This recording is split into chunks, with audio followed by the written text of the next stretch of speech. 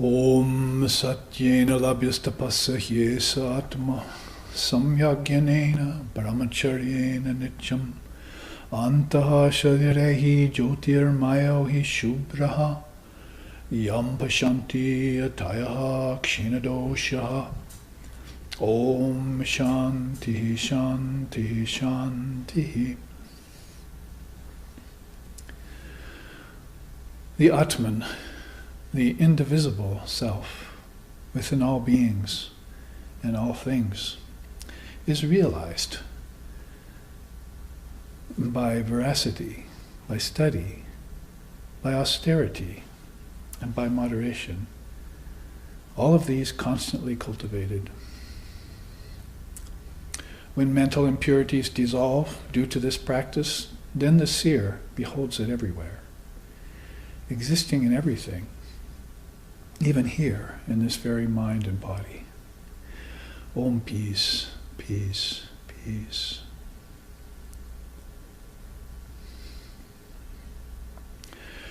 Om Sahana, Om Sahana Vavatu, Sahanau Bhunaktu, Sahaviryam Karvo Vahai, Tejasvi Navaditamastu Ma Vidvishvavahai. Om Shanti Shanti Shanti. May Brahman protect us. May Brahman sustain us. May Brahman illumine our thinking process. May we not find fault with each other, with the world, or with the teachings. And may what we study be a source of inspiration to us eternally. Om peace, peace, peace. May peace be unto us, and may peace be unto all. Om Hari Om.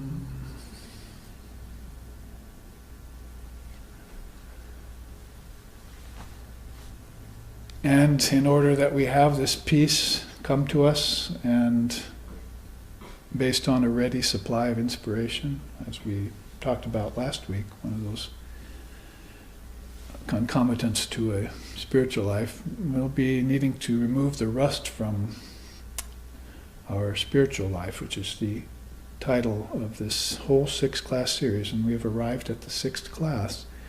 We've looked at practices last week, and before that a little bit about practice, but more about the actual rust itself, how it accumulates karmas, and is actions done over and over again without any consciousness to them. My teacher used to say, the power of doing will not amount to anything unless the power of being is mixed in with it. So people are doing frantically even. And we just had Black Friday 2 days ago, you see. And yesterday we went out sort of to see what happened to the world, if it was still there after Black Friday. And we found out it was just Gray Saturday. It was kind of more of the same, you see. So we bought something small, you see, to do our civil duty, and rushed home again into our mountain hermitage where we could practice spiritual life. So karmas, actions done over and over again, were there. We discussed them. Look back on our live streaming website classes and YouTube for classes on, specifically on the 3 types of karma. That is, karma from the past that gets brought forward to this lifetime. That's called sanchita and prarabdha. And then this consciousness putting out fires in this lifetime without really ever destroying them completely, dissolving them completely, is called kriyamani karma. And then that adds to the store of karma for your next lifetime called agami karma. So there's really 4 kinds of karma that are going on. And that's a kind of one of the causes for rust over human consciousness, corrosion of consciousness, we were saying. And then samskaras. We looked at samskaras, very, very important teaching in India. Mental impressions. If it's kind of spoken of in a negative way, then be like the analogy would be like cutting yourself and waiting for the flesh to heal. cut yourself again in the same place, wait for the heal together. Pretty soon you've got kind of a layer of scar tissue there, you see. You gotta go get your vitamin E, rub it in. But that's the same thing that happens to the mind. You cut it, the mind stuff, it's called chitta. Mind, the thoughts of the minds, the thinking process, as we just chanted. May Brahman illumine our thinking process, because if it isn't illumined, then it's dark and benighted kind of consciousness. Then you'll do the same actions over and over again. That's like cutting it again and again, and that makes an impression in the mind, and people bring that impression back with them. It's a conditioning. In Buddhism, that's called one of the 12 nidanas, or it actually is a process of several of the nidanas that accrues to that kind of scar tissue in the mind. That's called a samskara. We're really not thinking that way in the West. It's the ancient teachings that some cultures have built their whole lives on, many lives upon, so that you mention samskara in India or something, they'd say, oh yes. And you find out in India, mostly they're thinking about positive samskaras. Oh yes, he has a samskara to be a Brahmin priest, or he has a samskara to be an artist, or something productive. But these samskaras we're talking about that cause the rust to gather over our spiritual life, again, the name of this series. If that accumulates, then you need to do certain practices. We were saying before, even the camera came on, welcome, live streaming audience from points of the world, a few of you watching. We were saying before the class started that was the case with the seers and with more adept souls, is that they'll make sure that they live a life that's free of residue, karmic residue. And the samskaras, if they're there at all, are positive ones. Like doing an act over and over again, like serving God and humanity over and over again. And hopefully without any attachment to the result. Well, that would be a very powerful element of your samskara. And would come back with you when you return to the body. Really, Hinduism and Buddhism talk about this, and Tibetan Buddhism has followed up with a lot of teachings about bardo states. They've looked in meditation at what happens to the soul after death and just before birth, and when it comes back, and what happens during life. Certain periods of time where you were engaged in things, like say grade school or sabbatical, or some time you took off was a kind of bardo state that you entered into. And what did you do there, and what was the result of what you did there coming back at you? So the seers are very adept at making sure that these results that come back have no negative weight on them, no baggage to take with them into the rest of their life or after passing from the body, their so-called death. Because we know death is an illusion in these circles that teach Vedanta and Buddhism and others. So they're aware of the return of the soul, transmigration of the soul. And so we have to make ourselves aware of that. And yes, it's all in Maya, and it's not a subject that you would court if you had non-dual realization. But how many of us have true non-dual realization and can live in it all the time, particularly in the West? We have some scars for materialism, and some scars for selfishness, and some scars for work as just repetitive 9 to 5, I guess you call it 24/7 now, kinds of work that people are doing. And so they can never take a break from it, never cause their mind to be vibrationless. It's always full of vibration. So then you can see why he said, my Guru, Swami Visheshanandaji Maharaj, peace and bliss be upon him, he said, the power of doing will not be enough without the power of being mixed into it. So this power of being is where you can go and sit somewhere and be quiet for an elongated period of time, just as long as you would an 8-hour day would be nice. And if you can't do this every day, because you have to be doing things after you get home from work too, like even sleeping and eating, then you have to make sure that you have a period of time, a bardo, where you're engaging in spiritual practices. Read, study the scriptures for a half hour or an hour. I was doing this in my 20s. Spent most of my time actually re-familiarizing myself, I should say, with the scriptures of India and the Buddhist teachings and so forth, Vedanta, yoga, that is Jnana Yoga, Raja Yoga. And so some of that, some meditation afterwards so that this wisdom gets digested and seen in meditation. It'd be all nice and good to think naively so that we could get into satori or some high state of mind just by the minute we went into meditation, but most of us are finding that that's not true. There is some rust in there. Some of this rust is thinner and not easier to penetrate. Some of the rust is very thick, like the whole metal has become rusty right on through. So in the case of that light rust, some little practices can return you to your state of awareness of your true nature. Even day-to-day thinking about that. That's why we often chant Om Drishyam Pratitam Pravilapayan San Marchamananda Ganam Vyavayam Samahita Sambahir Antaram Va Kalam Niyetaha Sati Karma Bande. That destroying these karmas, is a matter of remaining aware of the fact that Brahman is an indivisible mass of pure conscious awareness, and that you take the outer and inner and meld them into one state. You render them into one state because one state is the truth, and the state of two-ness and manyness is Maya, no matter how you cut it. If it's the two-ness of Shiva and Shakti, it's Mahamaya. If it's variegation that comes from that, from the word on down, then it's various levels of Maya that people are getting embroiled in. And that's where this rust tends to collect. So, this is all a short preamble on a review on the last 5 classes. I'd like to preface the next 6th class with this teaching, because we're going to look at some sadhana, that is in terms of Holy Mother's 2 yogas. I promise you we'd look at those.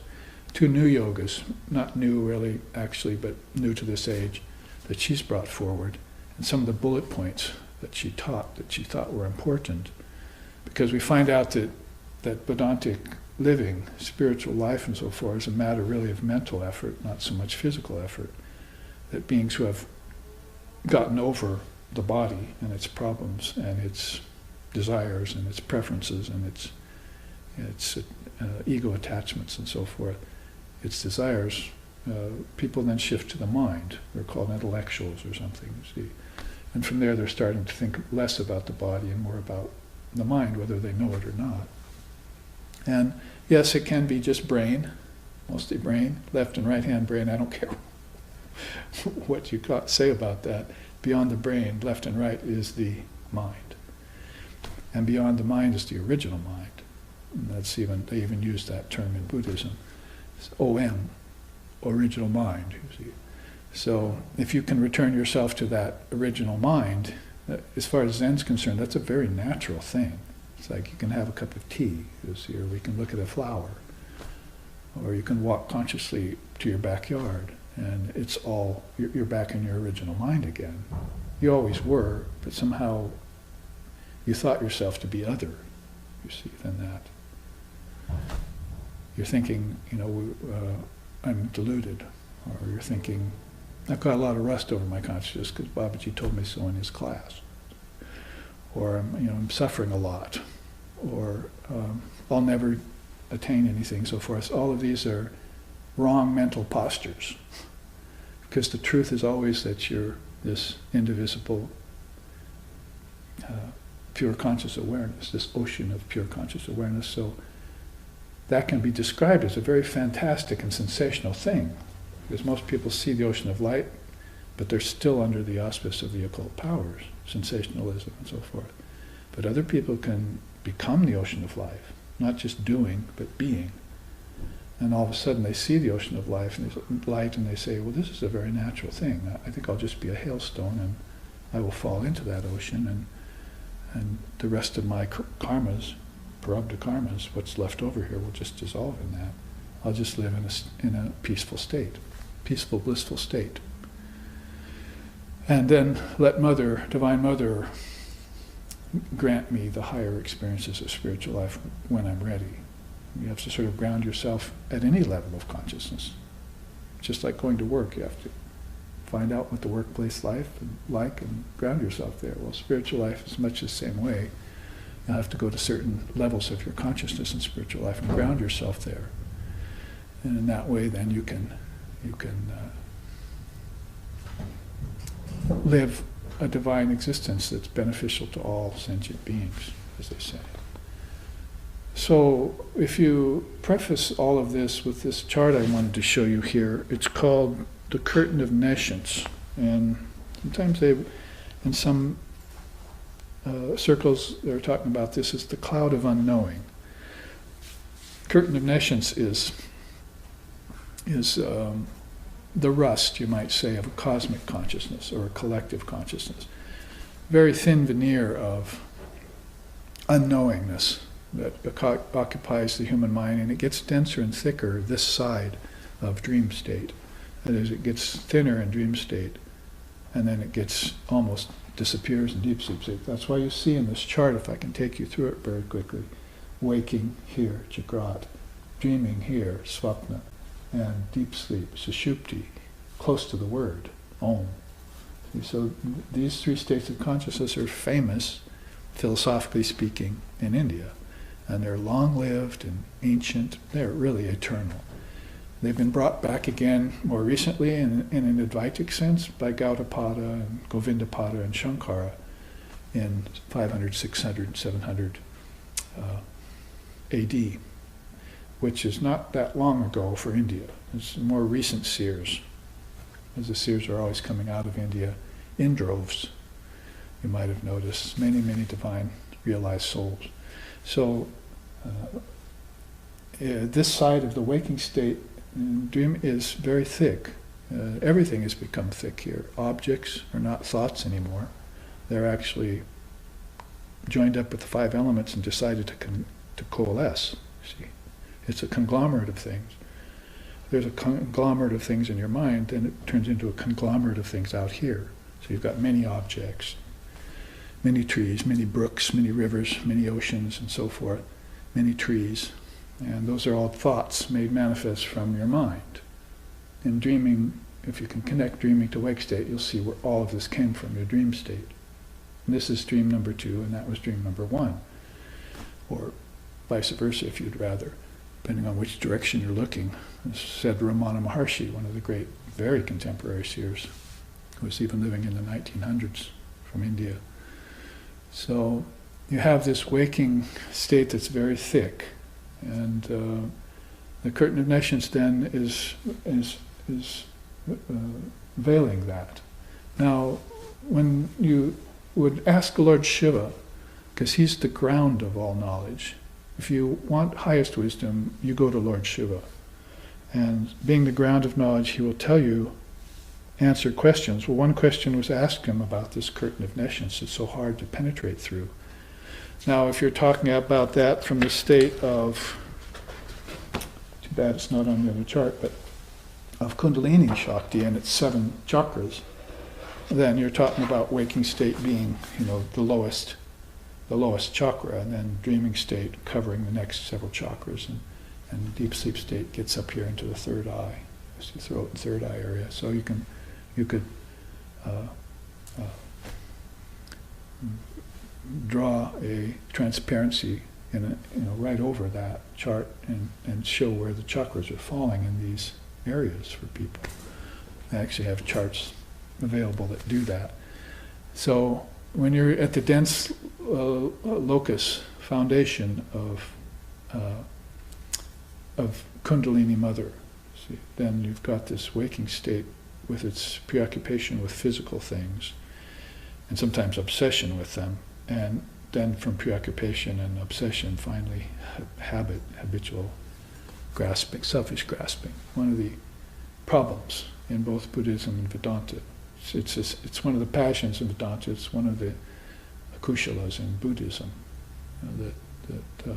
The unwholesome roots, they're called. One of those is this grasping or selfishness. So this curtain of nescience flows. covers.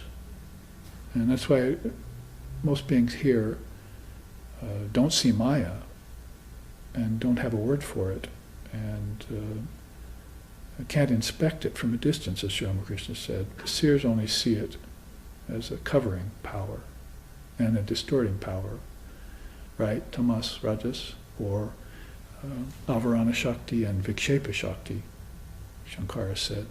So it's a covering power and it's a distorting power. You might say that those are kinds of rusts over corrosions over human consciousness. They're more of a cosmic and collective design rather than an individual ignorance that people create for themselves. People bind themselves in like into cocoons like a silkworm for a long time. They won't get free. So that's an individual matter. So you can get free anytime you want if you just cut through those coverings. But you also then will, as you move inside of yourself to the kingdoms of heaven within, if you want to put it that way, short of the kingdom of heaven within, which is to us Brahman or non-dual reality, then you're moving through these inner worlds, and you're doing that in dream naturally, but you're just not quite aware of yourself yet. You're still a witness, aren't you? Because you're having the witness of the dream. So there must be a witness there dreaming. So they say, oh, dreamer, awake, awake, you must. And then you'll have to come back here and awake from this dream too. Pretty soon you'll just be living in one state of ever-awake condition. Yogic insomnia, if you want to put that term on it, like our founder did. So that penetrating through that curtain of nescience then is going to be a way of saying how to take care of some of this rust before you even embark on a path. You're going to have to develop some facility to see through the appearances of things. So yes, belief plays a part of that, but what is the problem with belief? Doubt. See? So this is one of the problems in this penetrating through the curtain of nescience. Here, and I was going to say, if you ask Lord Shiva about the curtain of nescience, which is very little teachings about it you can find, it's this quote: "The luminaries have determined that the curtain of nescience consists of fear, doubt, and ignorance, and is maintained and thickened due to the mind's brooding on the effects of these three primal causes." So there's a cause for everything, and so if you're saying, I don't know, or I'm confused, or he's deluded, or she doesn't have a clue, you see, I don't know what's going on here, whatever these mantras are that people are bantering around out of their lack of assurance, their lack of the courage of their own convictions, some conditions they've fallen into, and those have become habitual, samskaric-like impressions in the mind, then you're probably going to look at doubt and ignorance and fear as being the three causes. So Lord Shiva calls this the three conditions of the curtain of nescience. So if you're going to do a sadhana, then you're going to want to look at these in your mind. What do I fear? What do I doubt? And where's my ignorance centered? And you need to do a sadhana that will look inside of yourself and see these. What's my greatest fear? Or what's the penultimate fears I have? There's usually one bubble and then a bunch of little bubbles around it in water. See? So you have to prick away at those small bubbles and you can get to the big bubble. But if you could get straight to the big bubble and pop it, all the little bubbles would disperse naturally. Very few people have the acumen and the ability to do that, find what's really their greatest fear and face it. You have movies about that, and you have plays about that. All of life is really about that as far as people having troubles or problems or obstacles in their way. So that finding that one big fear and facing it off is very important. You see here under fear, it's fear of what? Of death, of formlessness, of suffering, and of other beings. This is my own list. When I thought to myself, what do people really fear? And I said, well, death would be the first thing that would come up. And that would be based on the false assumption that I don't exist. So for that, you'd second the mind and you'd replace I don't exist with I am existence. I am Atma Brahma, the self is Brahman. That's called a Mahavakya. I am eternal life, not birth, life, and death. I don't go in cycles. I'm one eternal consciousness. So this is called doing away with these false ways of thinking with some affirmation. And you find out the truth, and you put the truth in the place in the slot where your ignorance was, and your ignorance starts to die away. You have to keep this going day after day, month after month, so you can be waking up with this on your mind. It's not like, oh, I saw my fear, but then I was afraid of it. I became afraid of my own fears, and they put me off, so I went away, and I only saw them once. That wasn't enough. Power of being must replace the power of doing, so that is mixed in with it. So you have to keep insisting to the mind and the ego that I am the power of being. I am. Let's put it that way. Or I am Brahman, or the self is Brahman, or I and my Father are one, or Tatvamasi, that thou art. And that's where all these great Mahavakyas or sayings come from, and they're the things that defeat the cosmic and collective curtain of nations. Out in your waking state, you're going to have to find more substantial tools to destroy these subtle, these more gross problems that are in you. Like the 6 passions and 8 fetters and 5 kleshas and all this, you're going to have to listen to the teachers, get a guide that takes you through the practices, stay with the practices for your whole life, if not several decades or a number of years, and master these outer problems. But when it gets to the subtle levels here, the samskaras and so forth, is what we've been talking about. This is why people aren't making substantial progress. It's one of the 9 antaryas that the father of yoga has told us about, right? You make 1 step forward and 2 steps back. And so people are suffering that when they try and get into spiritual life and remain constant. You see, a Holy Mother loved that teaching about constancy, and she liked perseverance. Once you concentrate on something, persevere in that concentration. So that's what I'm saying here. You'll have to do that with problems of fear, of death, fear of formlessness, fear of suffering. People want enjoyment. Why? So they won't suffer. And if they leave enjoyment aside, then they'll start to suffer, but the suffering is unfounded at that point because you realize that your pleasures were based on objects that didn't fulfill you. And no matter how much you try and fulfill yourself with those things, satiation never comes. It's the name of one of my teachers' lectures all the time. Satiation never comes. So he was trying to tell, as a monk, he was trying to tell people in the world that don't fall under the misconception that objects can fulfill you, is they're empty. They're empty of substance, they're just vibrating particles, and they're empty of the ability to fulfill you. Those are the 2 rules as far as non-duality is concerned about objects. Those are the teachings you need to know about objects. They say if you can't accept the first noble truth that suffering is, then you can't be a Buddhist. Well, it's the same here. If you can't accept that objects are empty of the ability to fulfill you and they're empty of substance, that is, they're just vibrating particles, as science has at least made its way to that conclusion, then you can't be a non-dualist, and you won't get into a non-dual state. You won't have samadhi, or satori, or beatific vision even. So in this way, you have to look at fear under doubt, because I'm going through the curtain of Neshan as a cover-all for sadhana. Before I plunge into teachings on sadhana, I just wanted to give this teaching to you of the curtain of Neshans, so you know what the rust is inside of your mind. I think by now you probably know what the rust is outside. It's obvious enough.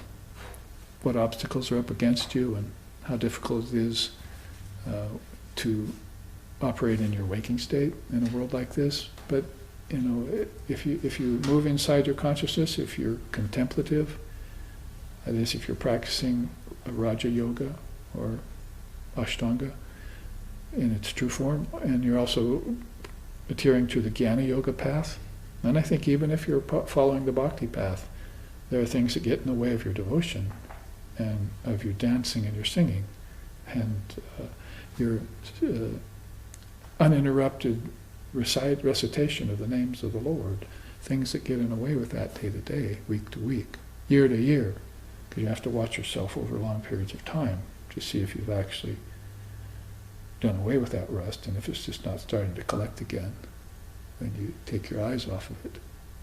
Vigil. You have to be on constant vigil. Nice book written by Swami Paramananda called Vigil. Each day he was giving you a different wisdom saying that would take you through the 365 days of your year, so that would keep you on vigil. So if you look at doubt here, I'm taking you through this rather quick, it's doubt about divine reality. Does God exist? Does God not exist? Actually, we just prefer God is existence. There's a conclusion you have to make. Vedanta, Siddhanta, Nirukta Esha, Brahmaiva Jivaham Sakalam Jagat Cha. Brahmaiva Jivaham, the Jiva, Sakalam, time, Jagad, the world. All of those are Brahman. Brahmaiva Jivaham, even the individual souls you see walking around here, those things that you fear back here were other entities, right? Well, you're fearing them because you're not seeing them as yourself, as one with Brahman. And sure, some of them may not be acting that way, but what's that to you? That's their karma. It's up to you to see them see the divine nature in them, no matter how they're acting. It's your practice we're talking about. Yes, you should be indifferent to the evil, because it's not practical to frequent their circles, Krishna says in the Gita. But that doesn't mean that you can't still see beyond their rust and their coverings. That's a practice for you. Even if they never waken up, it's still a practice for you.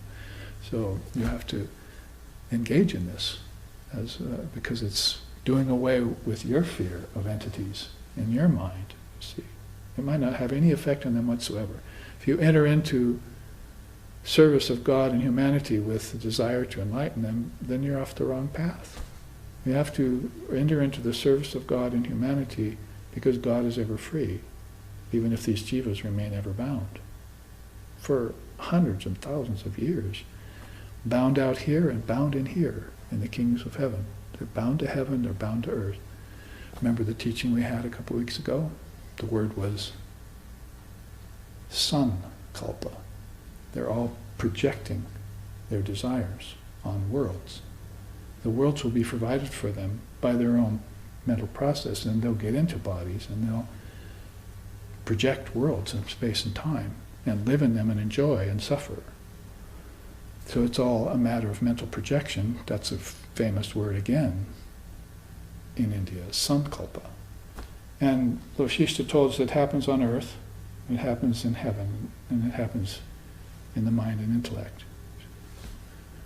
So we had that teaching a couple of weeks ago. Look back on your notes and look at that chart on the YouTube or on the website. So see how these connect nicely. So doubt about divine reality. The next thing would be doubt about formlessness. I'm sorry it repeats itself there, but formlessness is always just on the cusp of the curtain of nescience. It would be the last thing that you would accept. Put that obversely, the last thing that you would reject would be the fact that I'm a form. It's the same in yoga as it is in Vedanta. In yoga, Patanjali calls it kaivalya.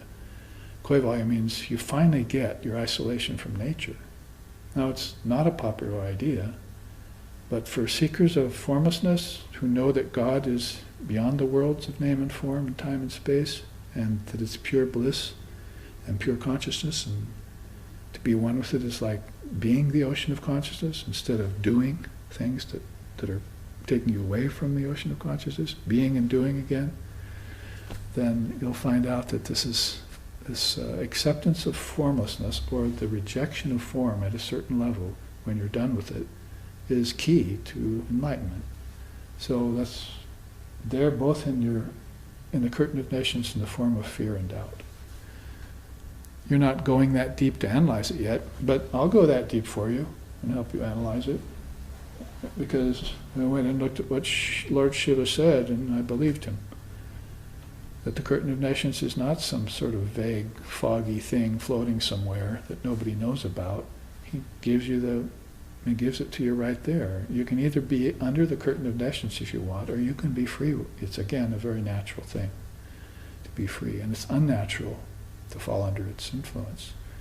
So if I knew what it consisted of, fear, doubt, and ignorance, then I'm halfway there to freedom. I can lift off the veil, see. Strike off thy fetters, bonds that bind thee down, of shining gold or darker baser ore. Good, good, bad, bad, all the dual throng. No slave is slave, caressed or whipped, not free. For fetters, though of gold, are not less strong to bind, so off with them. Sannyasin bold say Om Tat Sat Om. One of the famous verses of Swami Vivekananda's Song of the Sannyasin. All of us in the Sarvi know that poem by heart, all 13 verses of it. So, very important to pay heed to such beings who have seen through the curtain of nations and come back to tell you it's really not that difficult to pierce through it. You're your own worst enemy, is probably the best way of saying this. You don't think you can do it, or you think that it's real. You're giving it a reality. You're giving it power over yourself.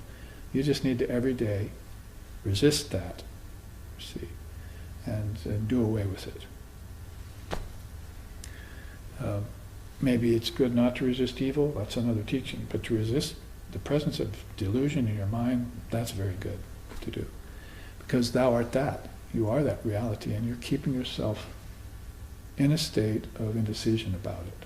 Doubt. So what about doubt next? About the purpose of life. And some teacher might come forward and be so brazen as to say, there is no purpose for life, because life is an illusion. What you want is eternal life. And when you have it, you don't ask a question like that. What am I doing here? Where am I? When is this going to begin or end? And why did I come here? Those are the 4 W's. But there's a 5th W called who. Who am I? So you might want to meditate on the meaning of why an owl is always saying that. See? God put some creature on the earth to remind you, who, to forget those 4 W's and find out your true nature. Because as soon as you do, things like this, they abandon the atmosphere of teachings. You won't find them as teachings anymore. They'll just disappear, and you'll just be who you are. Doubt will die. See? You must make doubt itself. You should make fear afraid of itself. And you should put death in its own grave. That's how my teacher used to put it. So then there's doubt about the presence of Maya. It's like saying, well, maybe there is no problem here. So many people I've seen do that. Oh, there's no problem here. There's no fear. You're causing more fear by teaching that there's fear. I've been told. But basically, these are people who are denying the presence of Maya, and they prefer to stay in life with their hands grasping at things like families, wives, husbands, and so forth. Have thou no home? What home can hold thee, friend? The sky thy roof, the grass thy bed, and food what chance may bring. Well cooked or ill, judge not. For no food or drink contain the noble self that knows itself. Like rolling river free thou ever be. So it doesn't mean you can't have wife, children, and husbands and so forth like that. It means that those are part of Maya. Those are part of the changing world. if you take them on, you have to take them on after you understand that I am Brahman. This self is Brahman. And they are Brahman too, whether they know it or not. But there's this curtain in the way of knowing this, and this curtain is my doing. It's the doing of my ancestors. It's the doing of the angels and celestials in heaven. It's the doing of the gods and goddesses beyond the celestials and the angels. And if you want to go right back to it, it's the doing of the Trinity. Right on up to who? Because we haven't sung it for several classes. Guru Brahma, Guru Vishnu, Guru Devo Maheshwara, Guru Deva Param Brahma, Tasmai Shri Gurave Namaha, Tasmai Shri Gurave Namaha. So, right on up to the Trinity, there's this very thin curtain of unknowing that still follows. See? Because creation, preservation, and destruction are a part of Maya. They're not a part of Brahman. Brahman does not create a world or a soul. How can a soul be created? A soul is eternal. So you have to get your teachings right, because fundamentalist religion and dualistic religion and so forth have been foisting these half-truths on you. And nobody's come along and finally, say like Jesus did for Judaism, come along and just pretty much split it wide open and revealed, I and my Father are one. Be thee perfect as thy Father in heaven is perfect. Birds have nests, foxes have holes, you have no place to lay your head here. I have not come to bring peace, I've come to bring a sword, and I'll separate families in order to do that. However you want to put it, he was not there to coddle. He was there to tell you the truth so you could wake up and be free. And curtain of wisdom, curtain of nescience back there was called the cloud of unknowing. And there were very positive things about knowing the cloud of unknowing. There were groups of Christian monks who got together and studied specifically the cloud of unknowing, what it meant. So we want to take this to a level of I know and I know that I know. Because if you just say I know and there's knowledge, there's also going to be ignorance next to it, isn't there? Right here. One of the levels of curtain of nescience. But if you say I know and I know that I know, you capitalize the word know. All of a sudden you know non-dual wisdom, which is I and my Father are one. Be thee perfect. You know what perfection is and that it exists. So doubting the existence of Maya is not a good way to go. If you're doing it from the standpoint of all is Brahman, fine. But I'd still be careful. Maya has just like rust comes on metal and patina comes out of a copper penny and sesame seed oil comes out of sesame seeds, gold comes out of rivers. Just like that, the presence of Maya can come out at any time and present itself. As long as you're in the world of name and form, time and space, based in causation. Because that's the definition of Maya. So you have to be very careful of anything that sports a form, takes on a name, lives in time, lives on a planet in a world in space, and is subject to cause and effect in rounds. Be very wary of that. Distance yourself from it. That's why Sri Ramakrishna said, watch Maya from a distance, never study it up close. Study Maya, an object, name, form, right? You study it up close and all of a sudden you find out it's just shifting particles changing at a billionth of a second. All of a sudden you go, oh my, that depresses me. See? It's not really substantial at all.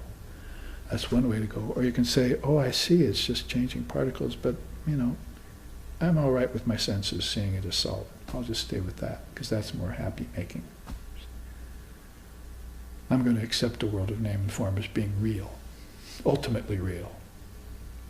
And if you accept it as being provisionally real, okay, you see, because you know that there's something that's beyond provision, providence beyond provision. But if you accept it just on face value, then you haven't, pretty soon it'll cause you to forget that it's even there. like a man living in a series of caves with a bear. He doesn't meet the bear for months, but he goes to sleep. He's got fear and doubt, you see, because he knows that any day or any night he's going to hear a growl or bump into that bear sometime, you see. So that's what it's like to live with Maya unbeknownst. Finally here, about the emptiness of form. That's actually what I was just speaking about. You must have no doubt about the emptiness of form, and you must know that it's empty in regards to having no substance. Further, deeper, it does have essence. So there are people who will go as far as emptiness. See, it is empty. And if they were to take emptiness as emptiness of the ability to fill you, great. Then you can give it up, you can renounce it, and still move amongst it. But on this other side, this other teaching of form and formlessness, you're all of a sudden encountered with the emptiness of form, and you leave it at that. Oh, I see, it's just without substance. And so you renounce it in a kind of empty way. But then what about Brahman behind it? So there's an underlying foundation or substratum. Most all the seers will agree on that. And those who don't just prefer what's called what's called Abhava Yoga. They just prefer to leave it formless and not have anything to do with it anymore. More power to them. I'm gone and gone forever is the mantra for that. Both Lord Buddha and Ramprasad said that. So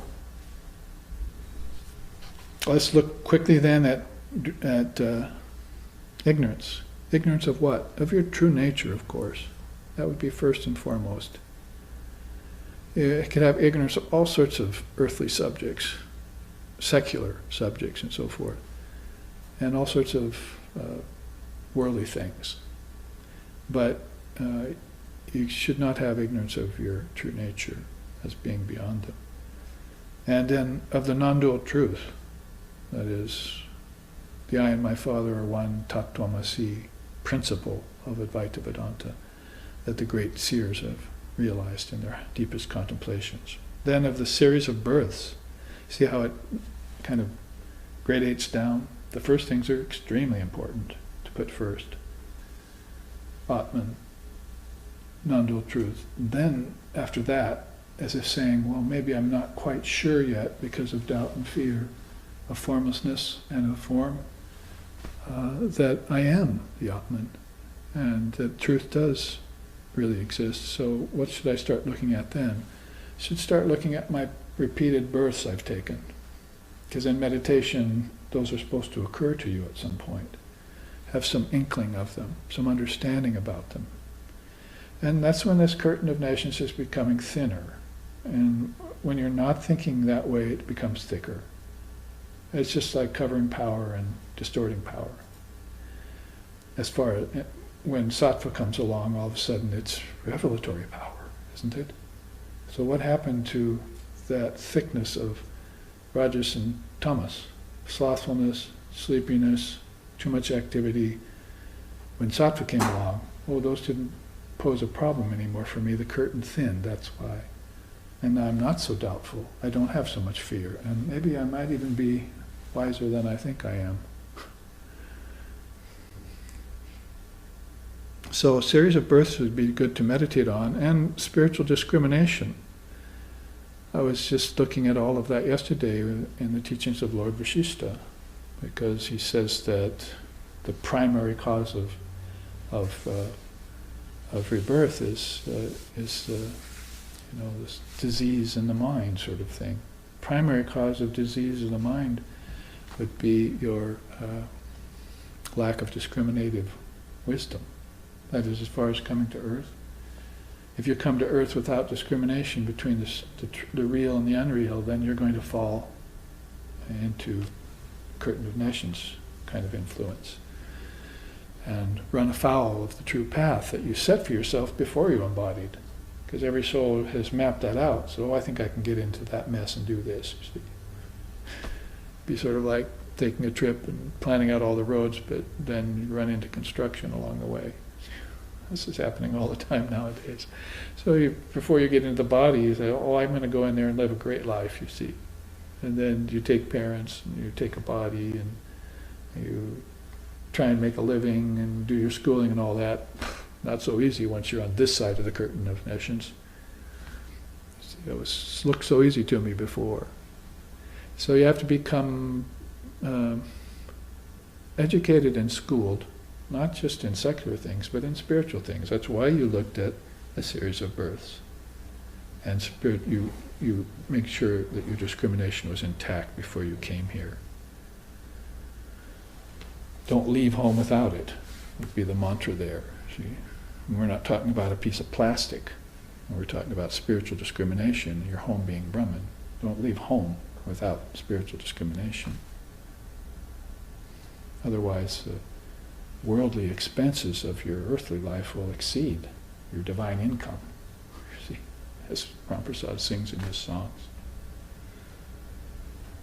And you won't be able to balance your accounts, spiritual accounts. And then finally, dharmic, divine life. Don't be ignorant of the fact that you should be leading a dharmic life here. And finally, real scriptures and Guru. Don't be ignorant of those. The triple gem is Guru, Dharma, Sangha, isn't it? So you want to make sure that you transcend these problems and go beyond fear, death, doubt, and darkness, as the song says. So there you see a teaching put together, as it were. And one thing I haven't mentioned yet directly is that these three things that are in the Curtain of Nations grow like rust over your soul if you brood on them. If you get rid of the habit of brooding, they go away. They tend to go away. Maybe sounds a bit simplistic because there is a risk of not thinking about this, not brooding on it, but thinking and brooding are two different things here. See, so if you do away with the habit of brooding, which has to do mainly with fear, you're brooding because of fear, then these things tend to disappear, and you see people going around leading a dharmic life, as we were saying here. And you get beyond dualities, like Avatud often sings about that kind of thing.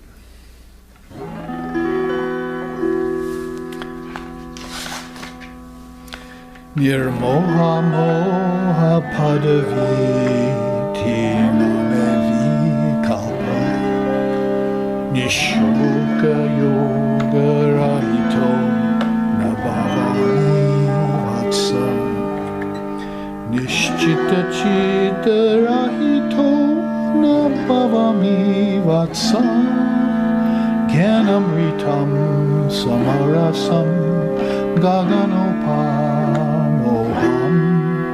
Nirmoha moha padaviti namevi kalpa Nishoka shoka padavita namevi kalpa Nirloba loba padaviti namevi kalpa Gyanamritam samarasam gaganopamoham samsara santatilata nachame vidam samtosha shantati sukho nachame kadachit agyana bandhanamidam nachame kadachit Gyanamritam samarasam gaganopamoham Gyanamritam samarasam gaganopamoham 40 verses like that he's going on singing about this. In these particular 3 verses he sings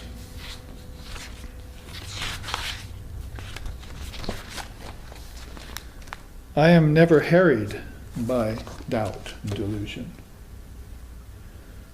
or its lack. Grief and absence of grief do not occur to me. It is the same with greed and its disappearance. I'm pure existence, wisdom, and bliss, as boundless as the sky and infinite like space. So he puts all that aside and always ends with that refrain. You heard it, Jnanamritam samarasam gaganopamaham. So Amrita, Jnana Amritam, I'm the nectar of non-dual wisdom. So he goes on, the clinging creeper of birth and death and its fear has fallen off of my true body. Nice, he makes a distinction between his gross body and subtle body and his true body.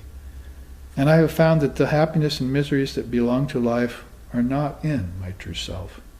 Instead, I found out I am pure existence, wisdom and bliss, as boundless as the sky, as infinite as space. He ends with the same refrain. Then, the guna of rajas fabricates and drives the world, not I. And the suffering that attends it is the work of tamas, not myself. Even that sought-after happiness brought about by sattva is not my doing, because I am pure existence, wisdom, and bliss, as boundless as the sky, as infinite as space. And another verse which I didn't sing, contemplating the dreamlike past, I found that I never performed the action that brought about suffering. I never owned a mind complex with which to create pleasure and pain. The ego is an onerous phantom, devoid of substance. Thus I concluded, I am pure existence, wisdom, and bliss, as boundless as the sky, as infinite as space. So these verses roll on from the Advaita in fashion with that same refrain ending all the time. You can see how bringing that back to your mind every day, if you have to do it via stotrams or songs or singing and teachings, that this curtain of nescience would stay thin. And that's what you're seeing when you're seeing an illumined soul, or a very adept practitioner, or a Dharma teacher or gurus. They keep that curtain of nescience thin to a minimum. If you have a Sri Ramakrishna, it thins too much, well, there he goes, bye-bye. He went through the curtain of nescience and is not coming back, or you hope you will come back. But there's another echelon of illumined soul who does penetrate the curtain of nescience and never comes back. But there's a soul that has the facility to penetrate it, stay in non-dual samadhi, and come back through it again. So he doesn't want to come back through it if it's thick. So before he leaves, he makes sure it's thin, it stays thin. It's like leaving a track through the wilderness so he can come back. Nadi, we call it, a nerve, a channel, like a river throwing through a canyon. It decided it didn't want to bump up against the canyon anymore, so it cut a path through it, and it doesn't have to deal with it anymore. So these souls are that facile, they're able to cut a path through the curtain of nescience that will stay open. In Sri Ramakrishna's case, what did they say? 200 or 300 years? And so beings could follow him. He had left a channel open in the curtain of nescience for 200 or 300 years. The way they describe that is like Atlas, only in a spiritual sense. He lifted the curtain of Maya for about 250, 300 years so people could scurry under it. Hurry up, I'm getting tired. It's getting heavier. Before it came crashing down again and people have a hard time getting through. That's called the downfall of religion. After the great soul leaves, people get a hold of his teachings, turn it into a religion, it becomes dualistic, begins to become obsolete or useless, and it's harder for people to get through to the truth. They might come back again and again as religionists, fundamentalists, narrow, with these kinds of things haunting their minds because they don't know the formless reality. They don't know the Almighty Father. They only know a little bit about the Savior, who's now 2,000 years old, or 2,500 years old, or 5,000 or 6,000 years old. So all of this connects with these teachings of karma, samskaras, sankalpa, nadis, and enlightenment. And the curtain of nescience is one of the things that's standing in your way. So that's why I bring it up here as a sort of preface to more teachings about sadhana. Because you have to know what you're up against. You can't just do a practice and say, oh, I do make a practice because my teacher told me to. Let's see what happens. Well, that's second best, you might say. Just get into it, see what happens.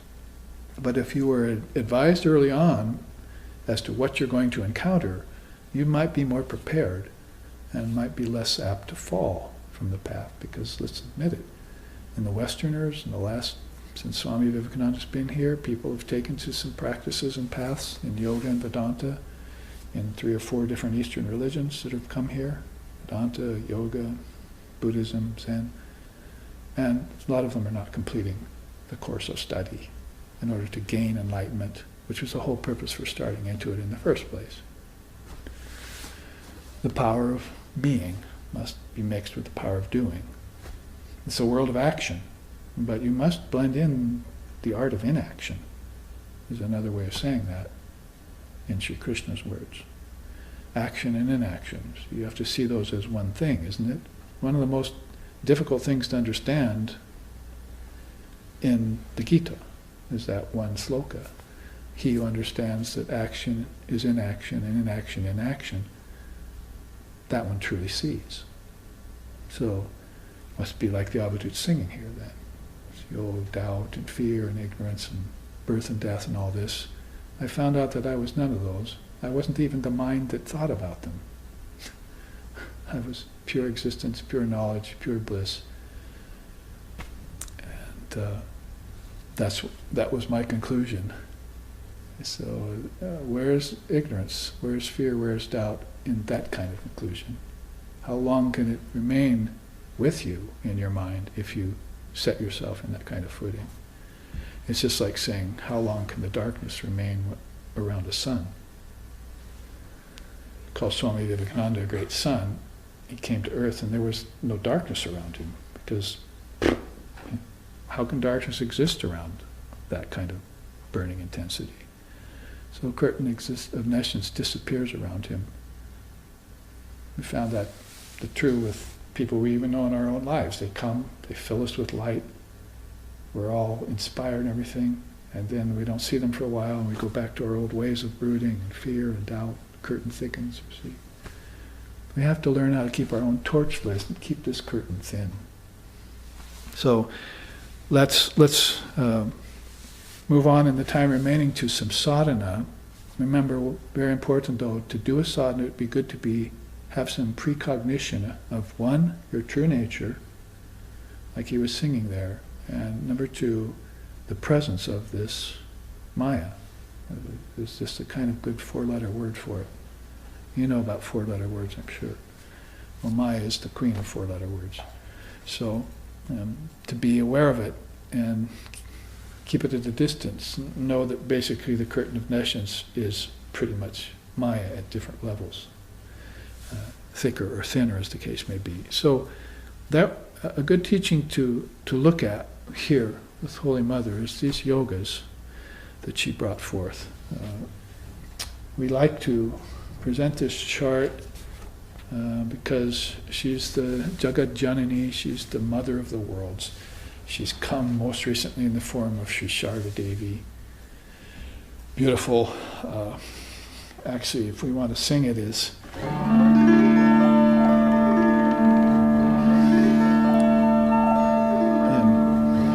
Devim Prasanam Pranatarti Hantrim Yogindra Pujam Jugadharma Patrim Tam Sharadam Bhakti Vijnana Datrim Daya Swarupam Pramanani Nityam.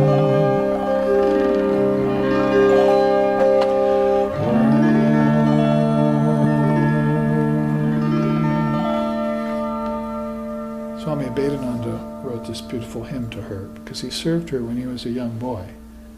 His name was Kali, by the way, when he served her. Kali served Sharada as a young boy, and he says, "O wisdom goddess, propitious goddess, killer of misery, in souls resigned, by saints and sages worshipped, O mother kind. Savior of religion in every age, grant us love and wisdom thou, O grace incarnate, to thee we bow." So, propitious goddess, Devim prasanam pranatarti hantrim yogendra pujam jugadharma patrim. So she's the mother of the entire worlds, all the Yuga Dharma, you see. So she came back in this time, as in that time, of course, 1800s, and lived into the 1900s till about 1920, long after Sri Ramakrishna, her divine husband, had passed away into all of us. Passed away is a funny term. And when you look at her teachings, you find out that she emphasized mental and psychological and intellectual level of mind. As did Sri Ramakrishna and Swamiji, of course. If you come to a great soul like that and it turns out you stick with them, then it pretty much shows that you've graduated to the mind, intellect, refined ego complex. You're not so much concerned with energy, works, body, senses, pleasure, pain. You've kind of gotten over that. And now you've gone inside and you see there's a higher, deeper meaning, a place beyond the curtain of nations for you to abide in. Because birds have nests, foxes have holes, but you don't have any place to lay your head in those things. You should be putting your head, your mind that is, upon these teachings. So we found out that she taught this way, and that there were a lot of redeeming Dharma teachings in her. You see here, she said herself, "Where's there any good in doing works and practices without collectedness of mind?" Just one statement out of her mouth pretty much epitomizes what you should be doing. Collectedness of mind, beyond the curtain of Maya, then do your works and your practices. So was there any good doing it before that? We've talked about that. First, clarification, purification, and then intensification, right? Because people do get very excited, encouraged about this path, and they jump into it. Maybe that's a good thing, but then they find out that there's barriers and their enthusiasm gets dampened. So like the islands got dampened here over the last few weeks. There's constant rain here in sunny Hawaii, you might want to know. So just like that, the rain of this failures and obstacles get in the way. So she says, where is there any good in doing works and practices without collectedness of mind? Get your mind together first. Grace descends only after concentration of mind. You could say the same about success. Even your work and service demand this. So she's saying even means your spiritual life certainly demands this. You'll get better results out of collectedness of mind when you meditate, when you study the scriptures. But even your work and your service are going to demand this. Isn't it true? Therefore you should know that it is improper to deprive living beings of what is their due. In this regard, compassion is knowledge. So don't deprive yourself and don't deprive other beings of collectedness of mind. Basically, this is bridging into Jnanodaya Yoga at these points. So let's take that first. Jnanodaya Yoga has its bullet points. Compassion for all who fear death by reaching Atmagyan. Remember, we just went through fear and death, its element with that, the curtain of nations type of way. So she's calling this Jnanodaya Yoga. Jnana, wisdom, Daya, compassion. So she's really saying the truest compassion is to invest yourself with highest wisdom before you serve. Collectedness of mind, you see. Before you go out and try and serve, even altruistically, and when you do your works every day, you should have this wisdom in place. That would be the most compassionate thing you could do for yourself and for those around you. But she says next, compassion for one's own mind by destroying distraction. Where is it on this chart? Distraction. Doubt. Doubt is distracting you all the time. You don't know what to do, when to do it, why you're doing it, or how to stop doing it, or when to begin doing it. It's very random. And it's coming and going, and you're just throwing yourself into works without maybe collectedness of mind, you see. So you're making the connections here in something very real and unreal, like a curtain of nations. At the same time, here's a person who's pierced through it and is giving you the ways of piercing through it. Be compassionate to yourself and remove distractions before you do anything, before you say anything, before you act. That would be Jnanodaya Yoga's main tenet, is compassion to yourself. By not brooding. There's your practice. Okay, class over, 6 classes over, let's go home and do that. Let's just not brood anymore on things that are neither real nor unreal, but are really seem real in the beginning and turn unreal later. Seem sweet at the outset, turn sour later, as Krishna says in the Gita. So those first 2 bullet points, very important to Jnanodaya Yoga. She taught that. Then, serving all beings with works offered after gaining knowledge. Very related, of course, but she's saying specifically now, to get some knowledge of your true self. Wasn't that here? It's down here in the ignorance part, right? You have ignorance of your true self, of the existence of God. So you need to destroy that. And you can do that by saying, all knowledge is within me. Kings of heaven are within me. All knowledge lies within you is one of the 7 rules of yoga. Patanjali's yoga, the 8-limbed yogas, that all knowledge lies within you. So by continually searching for it outside only, that's doing, isn't it? But if you want to put being with it, you start searching from your being and put that with it. Then all of a sudden you're finding these connections, which we talked about in the last class series, conjunctions, in one of the earlier classes, in the Mahasamhitas, the great conjunctions. We looked at that. Was it last week and the week before? So that's important. 4th bullet point, study the scriptures to gain freedom to serve God and mankind. You do away with doubt by knowing the truth. And the seers have told you certain things, you take it on face value, you don't doubt them because they're realized. If there's questions about them, about their realization, then you probably should take it with a grain of salt.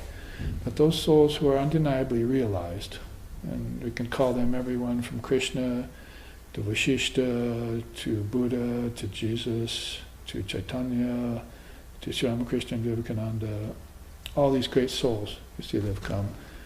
They founded, as it were, the religions, although I don't think that was their intention. They just lived a divine life and people flocked to them. Oh, I want that. But to get it, you're going to have to understand these great souls and what they epitomize and what they've done to get illumined or enlightened. And so there's been some rust gathered, pierce through it, hear the teachings, go with the teachings, realize them in this lifetime and be free. Is that so hard? It shouldn't be considered hard, it should be considered natural. That's what we've been saying, that's the theme today. So seek to utilize wisdom for service, not for selfish purposes. Om Asato Ma Satgamoya Tamaso Ma Jyotirgamoya. We chant that all the time. Lead us from lower truth to higher truth. So lower truth would be these stages of knowledge that we're getting. Sure, they can start with worldly, then they can turn earthly, and then they can turn secular, then they can turn intellectual. But eventually they're going to have to turn spiritual. And when they do, you're there in the mind, the psyche. And you're encountering things that you didn't know about when you were working on the level of the world and the earth and secular subjects, even in science. You're not even encountering it. Western psychology isn't even thinking in terms of, oh, you must look back and meditate on your past rebirths. Freud and Jung never considered that. So that's what our very infantile Western psychology as a science is based in right now, a few hundred years. And we're not supposed to look back to thousands of year old teachings that go back, that talk about some scars from previous lifetimes and how seers and sages have marched forward and gotten reborn to tell us these teachings and settle our matters, pierce the curtain of nations, and get free. This is why we need to be interested in spirituality. And spirituality doesn't mean spooks and ghosts and seances and peacock feather bopping and tarot card reading and various things that they're superimposing over it. It means knowledge of your true self, dharma, truth, scripture, meditation on the same. And that's a true spiritual life. Don't forget spiritual discrimination. Don't leave home without it. Penultimately, work knowing that Brahman is not a form, but is formless. That's why you can see all the connections here to the curtain of nations that I'm making with these two charts. I mean, this is why I just thought of this today before I wasn't going to bring this chart. And I thought, well, what does this all mean? I thought, well, let's put it in terms of what's in the way, what's the rust. See, now we've gotten to a very subtle form of the rust, waking, dreaming, deep sleep, curtain of nations, at the levels of humans, ancestors, and celestials and gods, and even the Trinity, we said. So then we must look at it this way now. And you can see already she's making so many important, compassionate comparisons here. And wisdom words. So she says, work knowing that Brahman is not a form, but is formless. So get rid of the fear and the doubt about the Lord being formless. Sure. I mean, let's take next Sunday off, and then the Sunday after that I'll speak to you in 4 weeks, for 4 weeks, about form and formlessness. That's the title of the upcoming class series through December, is it? We'll be talking over Christmas about form and formlessness. So we'll learn some things about formlessness, is really my intention. But the worlds of name and form are beautiful if you know yourself, if you're free of ignorance, if you don't have fear and doubt, and you know the Lord to be invested with forms, too, as well as formless. So in this way you can see that if you work knowing that there's this ultimate reality beyond form, because you've seen Jesus pass, you've seen Buddha pass, you've seen all these great beings pass, and then you've got some fear about it. Well, I'm going to pass too, they passed. But then to come to find out that the teaching in India is that death is an illusion, that you just go on to another state. And maybe don't, when you get your highest realization, don't move anymore. It's just like the Advaita singing there. Right? I just found out I'm pure existence, knowledge, and bliss. That's fine with me. Whatever happens now, whatever comes, I'm ready for it. And I'm ready for it from this station of absolute reality. Non-duality with a capital N, or we're calling it Advaita Vedanta nowadays. Finally, she says, keep holy company to refine the self in order to serve better. So you're going to be a greater force if you can get together with your guide, with your Sangha, with the Dharma as a common underlying purpose, and serve beings from that standpoint. It's called the triple gem. So, wonderful teachings of Holy Mother. Sometimes we sing about her too. Mata Shama Sundari Ramachandra Pituge Jagadamba Bhavatarini Utirile Navade Agahana Krishna Saptami Dina Punita Guruvar Sharada Kaparama Karunamaya Avatar Karunamaya Avatar Jaya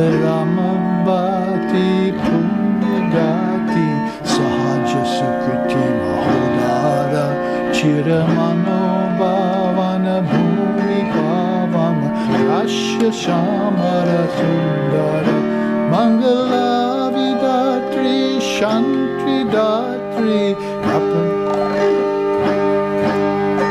Loka Shoka Timira Sara Avatara Matri Divagatri Himala Buddhiri Tambara Jaya Rama Bhati Punyagati Shahaja Sukriti Sahodara Shiramano Bhavana Shira Pavana Shasha Shamala Urdvara.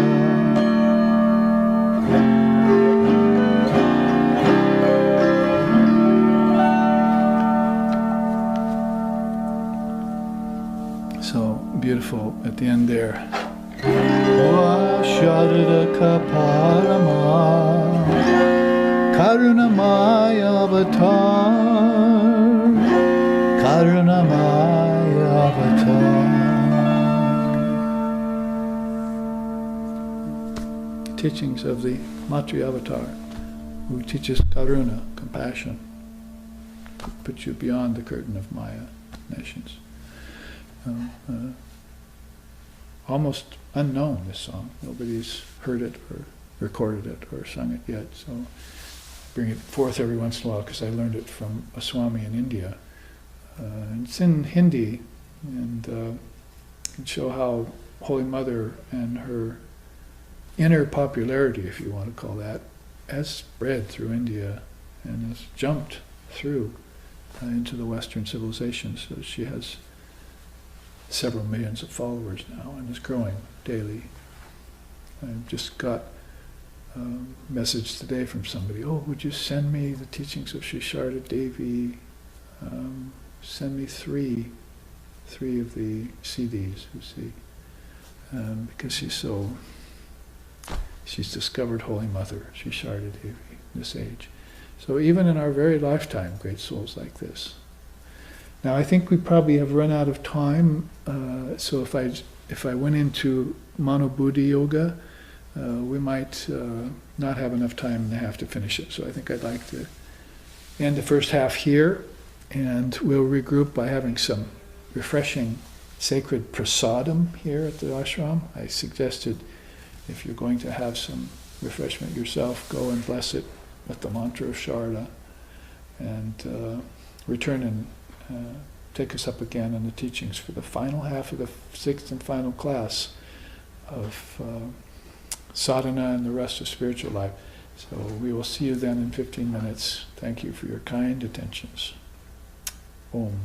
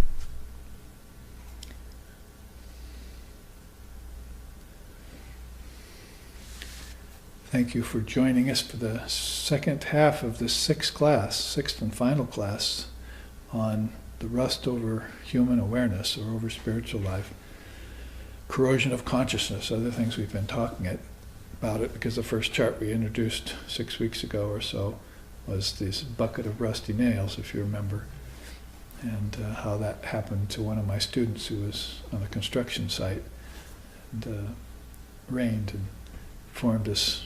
These nails were left out in the rain in Portland it rains a long time, as you know, Portland, Oregon, so bucket filled with water, and pretty soon you had rust and everything sticking together. So that we're using that as an analogy for the mind that is left untended, let's say, without sadhana, without spiritual life. So we pulled from the Dhammapada, that beautiful teaching of Lord Buddha, the rust of the watchman is negligence, and the rest of the householder is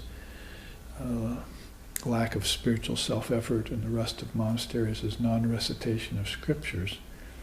And the rest of all beautiful things is this kind of heedlessness, you might say.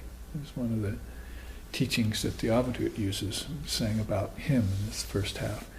So you have to keep as we were saying, on vigil, keep your mind on vigil. Spiritual life is about attentiveness, it's about consciousness, it's about awareness, and it's about presence, being present, and sitting straight, breathing right, eating right, exercise, taking the teachings of the Dharma, meditating, studying the scriptures. All these things are what you're finding as means for destroying rust in the mind and breaking apart this bucket of rusty nails called samskaras, or complexes that have collected there, not just one lifetime blaming your parents and your upbringing for it, but back many, many lifetimes blaming yourself, if you want, or maybe eventually going beyond all blame and praise and just doing what the Advaita does and what these great souls do. Just live an exemplary life, divine, dharmic, however it might be, but with some self-effort blended in.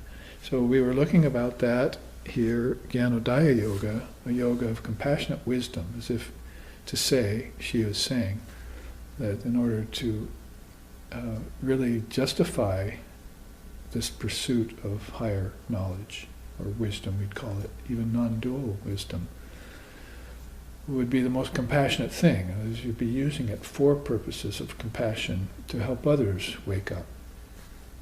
I think it's a little bit naive and far-fetched to think that you can just do works, or you can just meditate, or you can just dance and sing and hope for the best, and maybe find yourself in an enlightened state later. It's not a matter of hope. It's a matter of willpower blended with grace. Sadhana, spiritual self-effort, is all about that. It's the two wings of the bird. Sadhana, self-effort, and grace have to go hand in hand, a teacher was always saying. So you don't wait on just grace. You might be waiting for that for 2,000 years, if you know what I mean.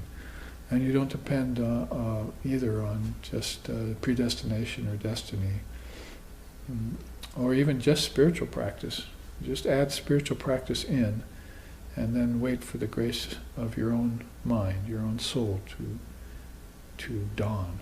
And bestow it upon yourself as doubts, as fears, as ignorance goes away. That's the kind of rest that you just do some sort of effort.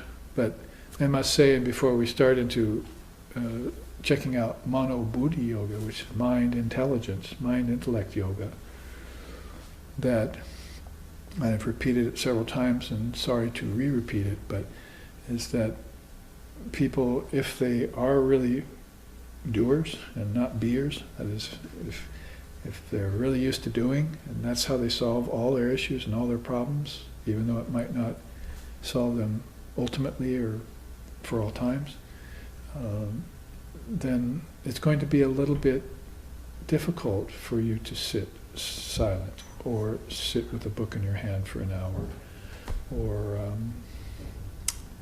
contemplate the teachings of sit in class, for instance, and so forth, and think that you're getting anywhere.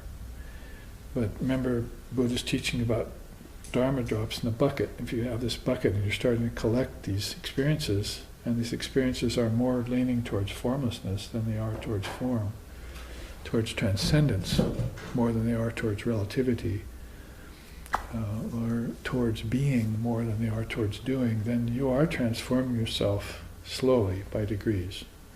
There's a saying in India, Krama Mukti is a enlightenment by stages, and it's very practical. It'd be nice to think, again, maybe a little naive to think that we can just get enlightenment in a flash.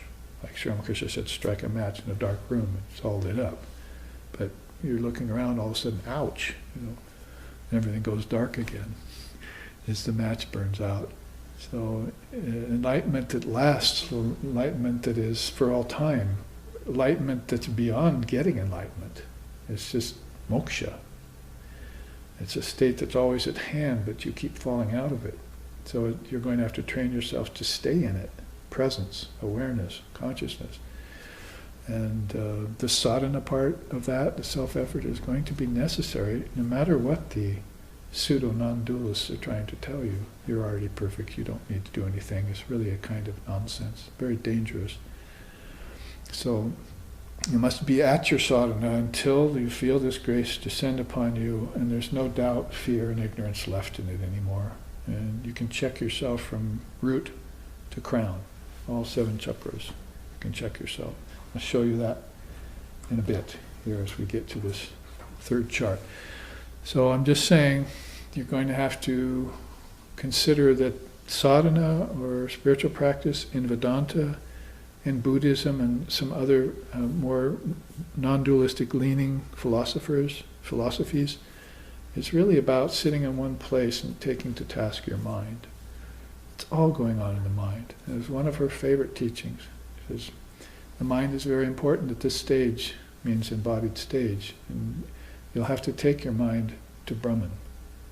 You can't get to Brahman without the mind, and if the mind's rusty or has impurities in it, then you're going to have to do sadhana. She was the first one to admit that sadhana itself, like mantra and so forth, wouldn't actually net you enlightenment, because yes, that was already yours, but it would remove these coverings, these barriers, that would prove to you that it's yours.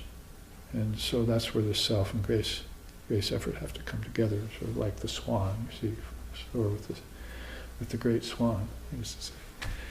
So you learn how to soar with the Paramahamsa, like Sri Ramakrishna, by qualifying yourself for this level of understanding, and then time passes. Time is one of the great factors in enlightenment, Holy Mother used to say. One of the great factors. So, in practice, perseverance too, of course. So I'm just saying, as they say, it's a different kind of sadhana than most people are willing to undertake, because they'll sit for a while, or they'll read for a while, and they won't feel like anything's happened to them. But this is where it's really all happening back in the interior of your consciousness, which is mind. And if you don't think a little meditation and a little study is helping you in your mind, then just take a look at how little acting all the time is helping you in your life. It's just rounds and rounds of activity and suffering and disappointments and ephemeral happiness and all the things that's going on. But if you could actually get a hold of your mind and be peaceful, you need peace of mind first and foremost, was one of her famous sayings. Then you could just sit quietly and feel like you had made progress. Actually, isn't progress kind of an illusion? Because you're already that. So progress is neither forward moving nor is it backwards moving. But it does make sense to think of it as inward moving.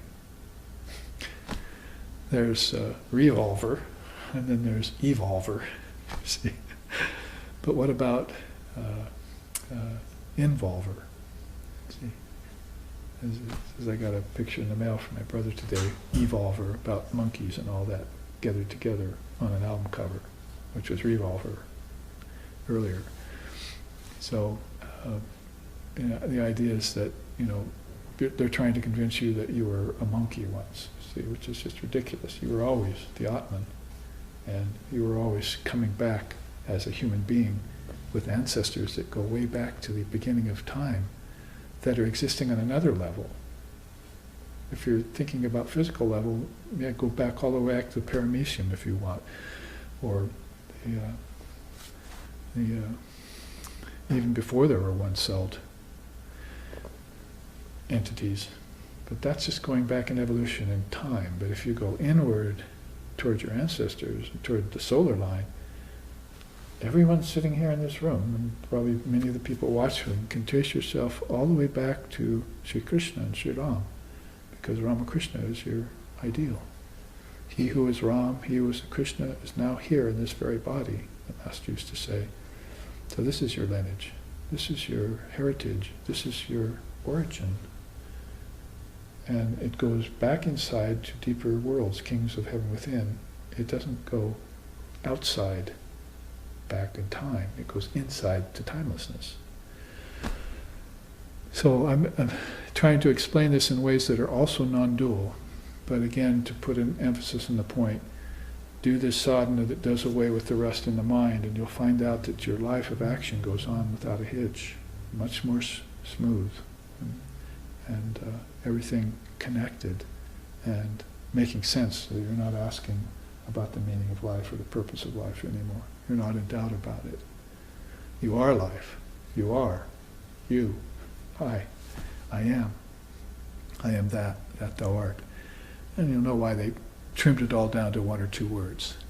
Sarvosmi, everything is. All of this exists. So with that as a preface to our second half, and with just some 45 minutes left, let's look at Mano Buddhi Yoga. This is kind of the culmination of the sadhana part of our 6 classes. I spent a lot of the time on doing away with rust, which is the presence of rust. When it comes down to the actual doing away with it, this chart is a very good one because it puts it in contemporary terms for us. We know about Hatha Yoga and Pranayama, and we know about singing and dancing, and we know about certain things that are actually undertaken on the level of doing, more on the surface level. But to be informed about deeper things, like meditation, that's a big jump from doing to meditation. So what's in between? See, this compassion, this wisdom, the mind, the intelligence, those are in between. And I think we're not considering them. We're not making that connection that would make action and inaction seem to be the same, as Krishna says in the Gita. Because everything in between hasn't been seen by us yet. Like our dreaming and our deep sleep hasn't really been studied by us yet. Only a few great souls know about that. So we have to look into that level. And so what better way to do it than through a great soul who tells you about Mano Buddhi Yoga, mind intelligence. That is the mind and the intellect. Those are 2 of the fourfold mind. The other 2 being chitta and ahamkara, ego and thought. So let's see what she says about going into the mind and the intellect. What's going to benefit us? Concentration on a chosen ideal would be nice. See, like Kamalakanta singing, for instance. Jatone hridaye ko adarini shamamake Jatone hridaye ko adarini shamamake Mantuida harami deki Mantuida harami deki Arjano nahi dehi dake Jatone hridaye leko Adarini shamamake. And singing on and on like this means, O blissful mind, awaken to the enchanting vision of Mother Shama. See, Adarini shamamake. So awaken to the vision of the Divine Mother by opening your inner eye of wisdom. So, mind, wisdom is in the mind, it's in the intellect. So, the teaching here, complete concentration on the chosen ideal. So in your mind is the mother of all wisdom, in your intellect. She likes intellect best of all. Some great ideals may evince love, others might evince transcendental meditation, other likes divine wisdom. She knows that will purify the mind, as Krishna says in the Gita, nahi jnanena sadrishyam pavitram iha vidyate. You'll do away with ignorance by the greatest purifier that ever existed, wisdom. And Vivekananda comes along some thousands of years later and says wisdom, Jnana Yoga, is the quickest path. It may be the most difficult because you have to give a whole lifetime to it. But if you can master it in this lifetime, all your ignorance will disappear. What's the problem after that? If your ignorance is gone, you know your true nature. Curtain of nations parts for you, and you know yourself. So all of these disappear. The curtain of nations as if it never existed. So you put yourself on the Dharma, on the divine wisdom. Great souls like Krishna and Buddha and Swami Vivekananda know that that's a swift path. That's Mother Kali's double-edged sword. Cuts down, cuts also up. And there are beautiful songs about that too. So Kamalakanta sings here, perceive her form enshrined internally within your heart, and then withdraw into that sacred chamber of ecstatic love and behold her, your chosen one. So complete concentration of the mind on a chosen ideal would be, you can see how if you love bhakti or you love devotion, how this fuses together so perfectly with the mind and the intellect. Where is the heart, after all? In your chest? That's anatomical, isn't it? And it has attacks, and it has palpitations, and it finally dies. Is that the real heart? In the body? Is the body the real self? None of that is true, of course, because the real self is eternal. This isn't. This body is a few pounds of ash in the end. She said that. The Matri Avatar. So the real heart was going to be the mind-heart complex, mind-heart-intellect complex, the mind-heart-intellect great mind complex. Connect that all with the word, you're often running toward the source. And nothing could stop you at that point, because ignorance is gone, utterly gone. I woke up one day, he sings, you see, and my ignorance was gone, utterly gone. So that perseverance paid off. Second, contemplate the chosen ideal as the one and only reality. So you concentrate your mind on that alone. If you were going to sing that to someone, you might sing it this way.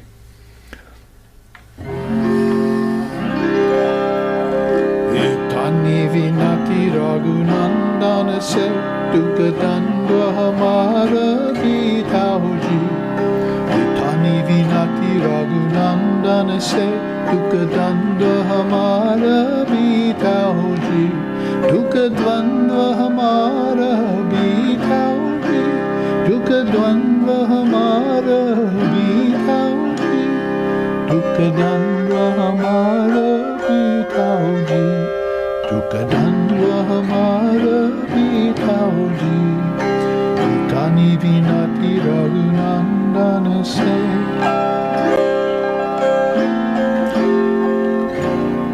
This is my prayer to thee,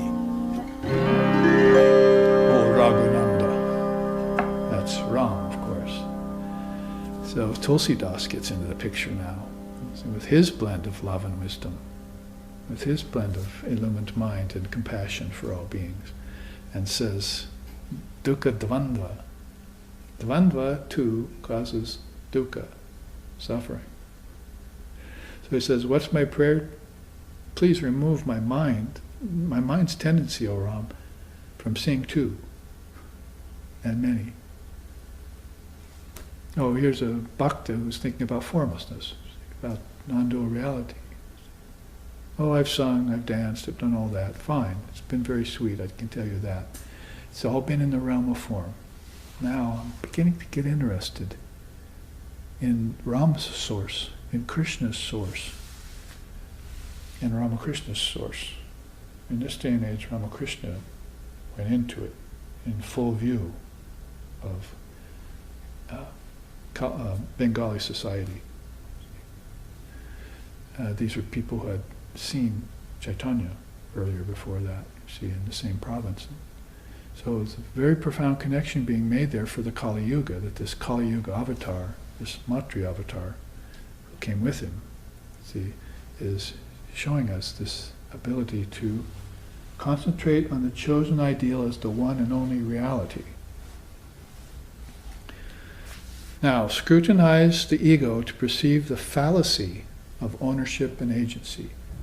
The ego gets in and spoils the mind with its dual penchant, and the intellect with its possession of knowledge. It spoils it further, you see, by saying, this is what I can do, agency, doing will do it for me, and ownership will also be a part of that. But slap the hand there, you see, and says, Mano Buddhi Yoga, according to Matri Avatar, Sri Sharda Devi, called the Holy Mother by millions of people today, is then going to be a matter of perceiving that as a fallacy. That's not the right way to use the mind and the intellect. And if you look out in the world, isn't that the way it's being used? Sri Ramakrishna used to call that cleverness. Like we were talking before the class began today about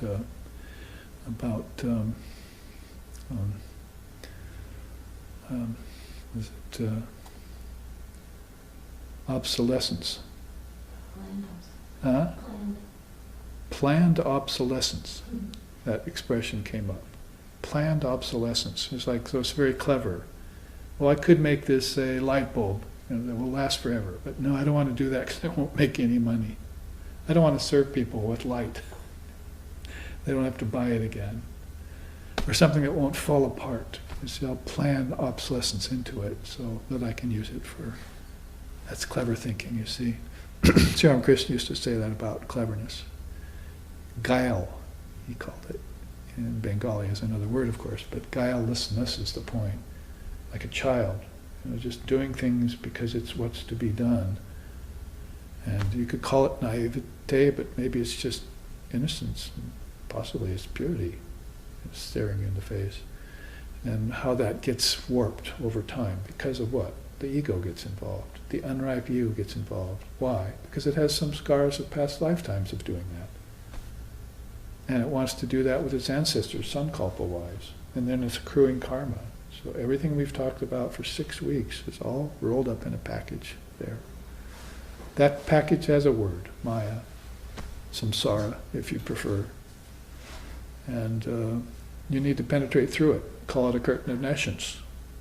Call it cloud of unknowing, or your own karma, but pierce through it and get free. And breathe easy again. Why not? Why not dedicate your whole mind to your chosen ideal, Ram Prasad sings. And whenever Lex Hickson, our founder, and I heard that line, we'd turn to each other and go, why not? Every time, we just did that a dozen times in our life together. And to hear that line come up, Ram Prasad sings, why not dedicate your entire being to Mother Kali? And we'd be sitting next to each other and just like that. Why not? It's like, what's keeping us from doing that? Dedicating ourselves to the Mother of the Universe. Fully, 100%. For your whole life. For lifetimes. So that's the third bullet point here. Make sure that you scrutinize the ego. It's a nice word. With intense scrut, as my brother used to say. Look at it with intense scrutinize it. Make sure that you see all the fallacies in it, if it is still unrefined. And then refine it, because the refined ego is a very beautiful thing. That's what you're seeing in Krishna, Ram, Chaitanya, Lord Shiva, and so forth. Fourth, analyzation of personal karma to attenuate and alleviate it.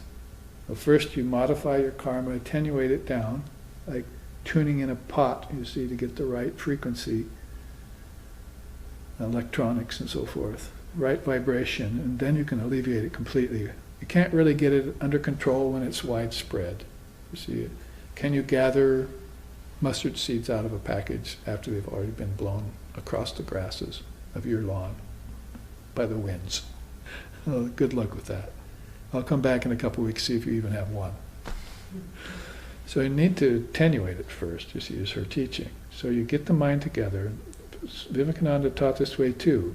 He took the old teaching of the 4 or 5 kinds of mind that Patanjali talked about back in 140 AD, father of yoga. He said there's scattered mind, and then there's, I think Vivekananda put it in, then there's gathering mind, and then there's gathered mind, and then there's concentrated mind.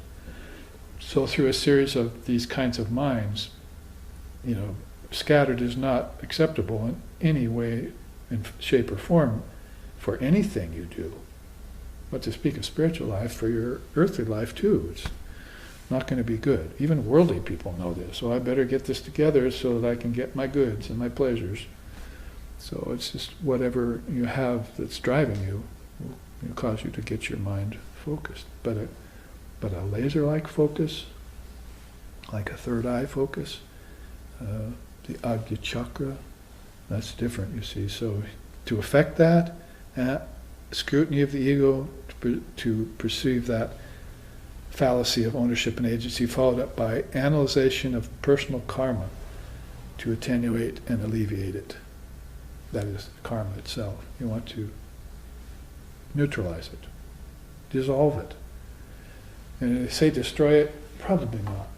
You can never destroy anything because it was never created. So what you're doing is taking this effects of your action in the form of vibrations in your mind, vrittis, and tending to dissolve them back to the source from which they came.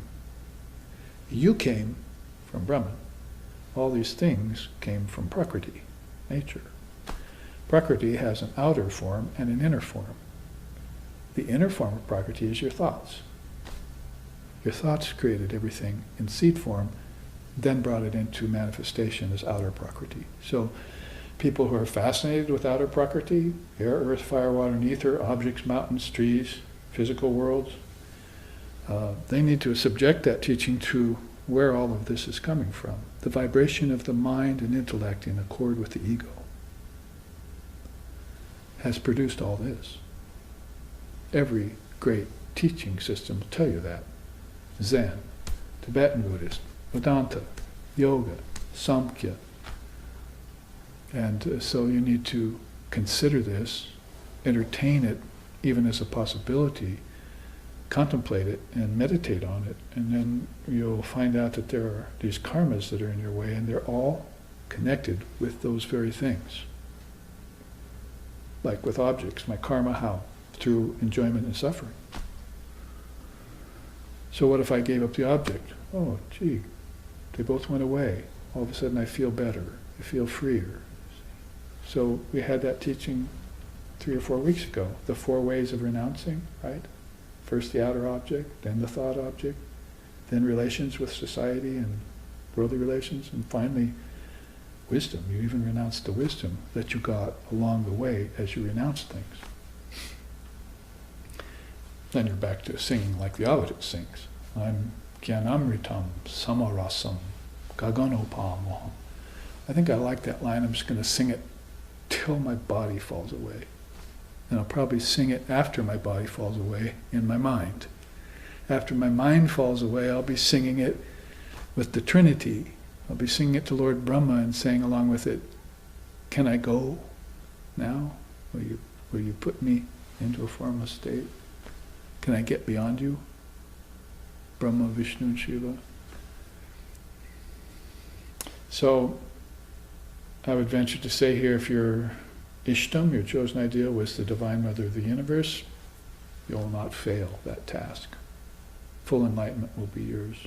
Her mantra takes you through all the worlds. Other mantras, they say, don't quite take you through all the worlds. They can posit you in any world short of enlightenment. Mother mantra will take you the whole way. She's infallible. She's the great Shakti. And she is amongst us recently in her most profound form of all. Not just as the extant consort of Rama or Krishna, but as the Divine Mother herself, in conjunction with the avatar Sri Ramakrishna. They both came. Who is their child? Swami Vivekananda. Who were his brothers, the 15 other disciples, Brahmanandam, Shivam, Shantam, Premarupam, Naranjanam, Yogi Shamadbhutam, Nityam, Akandadvaita Lakshinam, Vigyanam, Trigunatitam, Turyabeda Samgitam, Subodham, Shardam, Chaiva, Vivekashashi Bhushanam. Practice chanting that in one breath. Those were the 15 brother disciples of Sri Ramakrishna. 16 lions who were helping to transform the world of suffering into taking all the poison out of it and transforming it into nectar.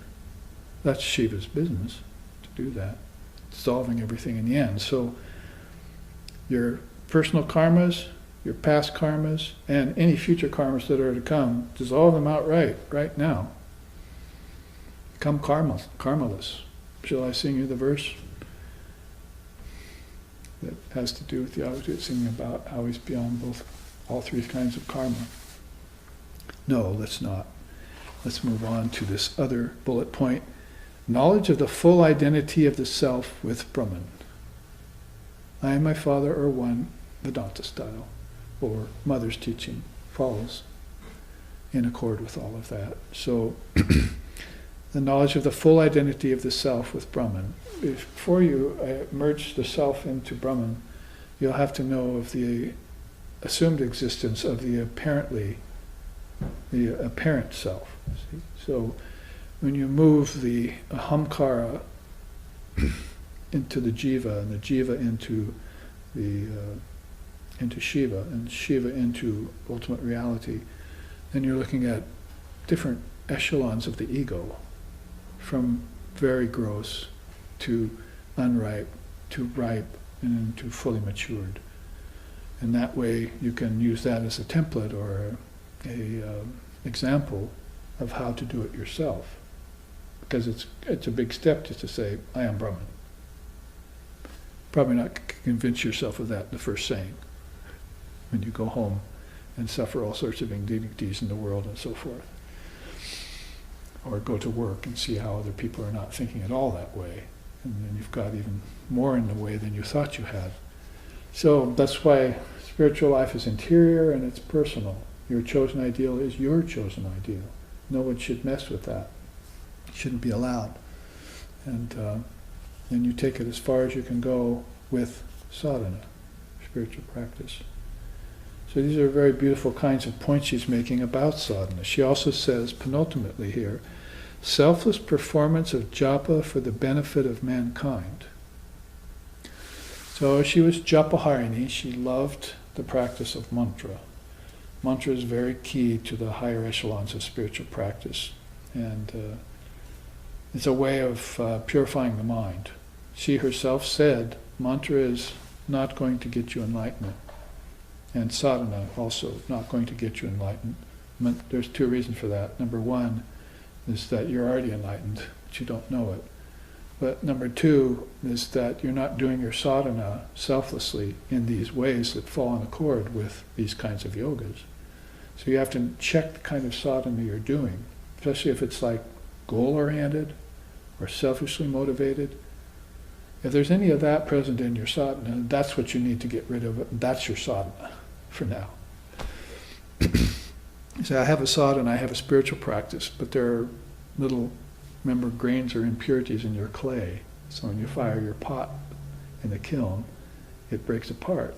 So you're going to have to look in and see if your sadhana really is free of goal, selfishness, ignorance, doubt, fear. And then get rid of those things as your sadhana for the next month, year, with the guidance of a teacher watching, until finally you're at a place where your clay, the clay of your consciousness, is pure of defects. Then you fire it in the kiln of sadhana and see the new results coming forth. Was it worth a month or a year to feel that? to make actual progress, even if the progress is not real. You certainly feel better about it. You're closer, that much closer to realization of yourself. So the japa is one of those practices that will help you do that. The repetition of the mantra. Again, if you're doing that mantra like a parrot does it, then it's probably not going to have very much effect. Because the mantra can say the parrot can say the mantra all day, but when the cat gets a hold of it, it doesn't say the mantra at the time of its death. It squawks. It's death squawk. So it's not an enlightened soul, but the householder that owns the parrot is saying the mantra in accordance with all these mind-purifying, intellect-refining bullet points, and the mantra is getting in deep, like scrubbing bubbles, down into the lower echelons of the mind. Call them subconscious, unconscious if you like, but down into the samskars of the mind and doing its work there. And then the bubbles are rising to the surface. That's what you're feeling when you're doing sadhana. It's not all bliss, peace, love, and light. It's actually hard work, but it's inner work. And you're feeling discomforts come up from it. So you quit. Oh, it must not be right, because it's supposed to give me a kind of pie-in-the-sky bliss. And that's beyond sadhana you're talking about. But you're getting rid of the rust over corrosion, over your mind mechanism. And when you get rid of that, then it just shines in its own light, original mind, its true nature. That's what you're looking for. And longing to gaze upon. Oh, my mind longs to see this temple that I want to build to fully awakened humanity. So there's some people who've come here to see fully awakened humanity. That's what they want to see.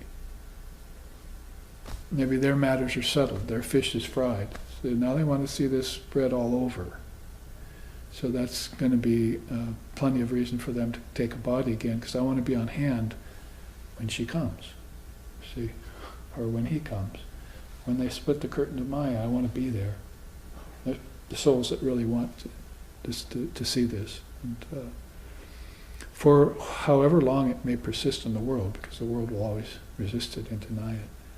And it'll fall back into ignorance, fear, and doubt again as the age passes. But when those great souls come, bring this great light, split the curtain of Maya, Atlas lifted it. For how many, 200, 300 years, they want to see this happen, you see. And if you see it happen in the Kali Yuga, it's the best of all things. You see darkness completely shred away, and the light shines through. That's like being in the rain for 2 or 3 weeks, and today the sun finally penetrated.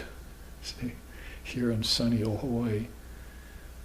So this is the kind of thing that a mantra will do for you if you persist in it and you do it right. Your sadhana has to be guided by an adept or a luminary, and then it has to be encouraged and persevered. And you have to see the results of it. And even if it takes you years, and you fall back and get up and pick yourself up and go forward again, then you know that eventually you're feeling some abiding effects of your 10, 20, 30-year sadhana. That's where it really gets good, when you've kept it up for decades. It's very hard to have faith in it. You should never doubt it, but it's going to have its effect. But it's very hard to have faith in it if you've only done it for 5, even 10 years. It's got to be ongoing, because the curtain of nations is thick. Collective consciousness is like we said, clever and oriented towards something entirely different than the aspirant or the seeker of after truth is oriented towards. So you're going against the grain when you go spiritual life. Most people talk about spirituality nowadays, and like I say, it has something to do with ghosts and spooks or something, spirits. See? So it's not that at all. What we mean by spirituality is Dharma, truth, the spirit, the great spirit. If you want to go to the American Indians, or the great mind, if you want to go towards Hinduism, those Indians. that was penultimate, a little bit of talk about the value of mantra in sadhana for removing the rust of mind. It's probably the quickest and best way to be about it, which is why a lot of the teachers coming from the East to America and Europe, the West, have given mantra first and foremost, because there's not enough time for most souls to do a lot of ritual. And maybe some of them aren't inclined towards meditation. Some of them are afraid of formlessness. Some of them are indoctrinated by dualism and fundamentalism, religion of their own countries. So the quickest way is here's a mantra, put it together with your chosen ideal, do away with the rest of consciousness in one lifetime. Know the truth, and the truth will set you free. Finally, she says, overcoming all obstacles via reliance on mano yoga and grace.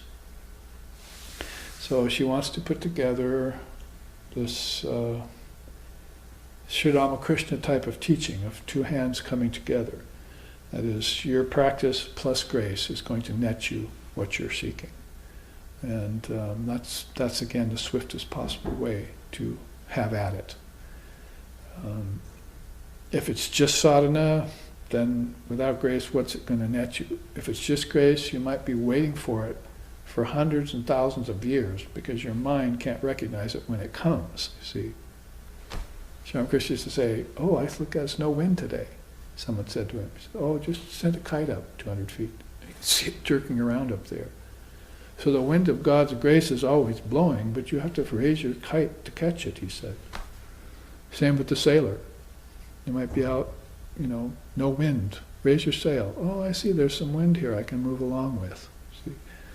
So it may look like grace alone or self-effort alone is going to net it for you, but it's usually not the case. If you put the two together, the wind of God's grace is always blowing. Raise your sail to catch it. There you have it. You've brought together not only two aspects of one yoga, but maybe both of these yogas. And Holy Mother then smiles upon you as her child. See, you're her precious spiritual child, her son, her daughter, and she has greater and better plans for you, and you have qualified yourself for them. So there we have, let's read this final quote down here by Sri Krishna. Mentally resigning all deeds unto me, having me as your highest goal, and resorting to the practice of Buddha Yoga, fully fix your mind upon me. So for the Vaishnavas, Krishna would be the ultimate ideal. For the Christians, Christ would be the ultimate ideal. For the Buddhists, Buddha would be the ultimate ideal. Well, probably beyond Buddha. And so you find out that all of these, ekam sat vipra buhuda vadanti, all of these pathways lead to the highest goal. And there are some souls, of course, who know this is formlessness with a capital F. In fact, Krishna is one of those, because he said, it's my outer form, my eightfold body, purastika body, he called it. Then there's my inner form, which is basically the mind, and nature in my mind, all thoughts in my mind. Then so that's form and formlessness, but there's a formlessness with a capital F. That's my true nature. That's Atman, that's Brahman, he says. So, with a universal, wide-open mind, one practices these teachings and realizes the goal of Sanatana Dharma, or eternal truth. So, beautiful teachings coming from all quarters, and we covered them both. So it's good to take the colorized version of this chart and give it its first go-through, which we've just done. And in the remaining time, which is some 20 minutes or more, I was going to show you this teaching on Kundalini, because Mother is Kundalini. So you'll see that that's mentioned in many of the teachings of Mother Wisdom. This chart here then puts it more in terms of our centers, our chakras, the lotuses. There are different ways in which you can put that. We could also say lokas or akashas. All of these words, 5 of them really, there would relay to us that there are different levels of our being. And if there were more time, we could look at that in terms of these different levels of our being: emotional, mental, psychological, intellectual, philosophical, spiritual. So, see, that is a chart that we may not have time to get to, but it has to do with sadhana on the different levels of our being. So, back to the different levels of our being as reported by Kundalini Yoga. Kundalini Ma herself, she's called Mother, is wanting to awaken at these different levels, these centers. That's how you would put it. You want to unfurl your sail, or uncoil your coil, because your coil has been damped down to the physical level only. It's like a compressed spring. But what power there is in like a shock absorber, you see, or something that has real resistance to being pressed down. It wants to spring up, you see. The weight of the car is on the 4 shock absorbers, and they're all being weighed down. Imagine if you took the car's weight off and how they would expand, and how much more space there would be, you see. So it's sort of like that. Your coil has to uncoil, and you ask her in supplication. Actually, the mantra that we just looked at is one of the ways of awakening her. She loves to hear her name chanted by the sincere devotee. So she's waiting to rise out of the root chakra. Muladhara, it's called. Mula means base or root. So Dhara means holder. So everything that is there in human consciousness at the most fundamental levels is there in the root chakra. It's not just low consciousness that's there, but it's the potential for everything to awaken. So when you look at it through Kundalini, and you're doing that kind of sadhana, then you're asking the Mother with the mantras or to awaken at different centers, to rise. And you could even feel her rise inside. And there are udgata, experiences of early awakening, but then there's actual knowledge, perception, cognizance of her moving up these chakras. Sri Ramakrishna describes it in the Gospel of Sri Ramakrishna very nicely. Sometimes he would say it's like ants moving up a trunk of a tree, see. Other times fish darting through waters. Other times monkeys swinging from branch to branch. See. So he said, this is how, when she awoke in me, center to center, I felt her moving like this at different times of the day, different times of the week, and so forth, during this practice, sadhana. He did a 12-year earth-shaking sadhana. Did it on the cosmic and collective level to lift this curtain of Maya for people. It was that great soul that we've seen before. So, some things about Kundalini to get us into this. I already mentioned last week, actually, this first sloka from Trishanka. He says, I am the stimulator of the tree of the universe. My fame is high, like a mountaintop. Elevated to the most holy, I am the excellent immortal being, as he is in the sun, like the light resides in the sun. I am power, wealth, refulgent with divine intuition, imperishable and immutable. Sort of sounds like the Advaita again, doesn't it, singing? But this is how one feels. He's not boasting or prideful or something like that. He's trying to communicate to you how you feel when the rust of consciousness is sanded away by spiritual practice and Kundalini Ma rises. So these are all systems of India that are in concord with each other on all the most important things. And when it is put together like that, you have all the inspiration necessary or needed to follow the spiritual trajectory inwards, inward ascension, you see. So inward ascension of the free soul. This is how they feel. And it permeates them like sweetness in sugarcane juice, as Sri Ramakrishna used to say.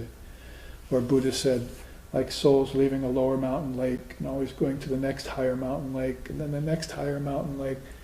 That's how they feel. They just feel like everything gets more pristine, more pure, less populated, more beautiful, until they're breathing the blessed air of heights. Chinese poet Tu Fu said that. Blessed air of heights.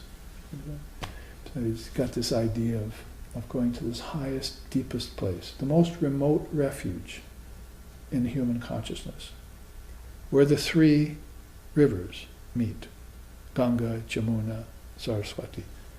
These three rivers means this. So you see this main river flowing up the middle, and then these other two rivers going around it in caseous form like that.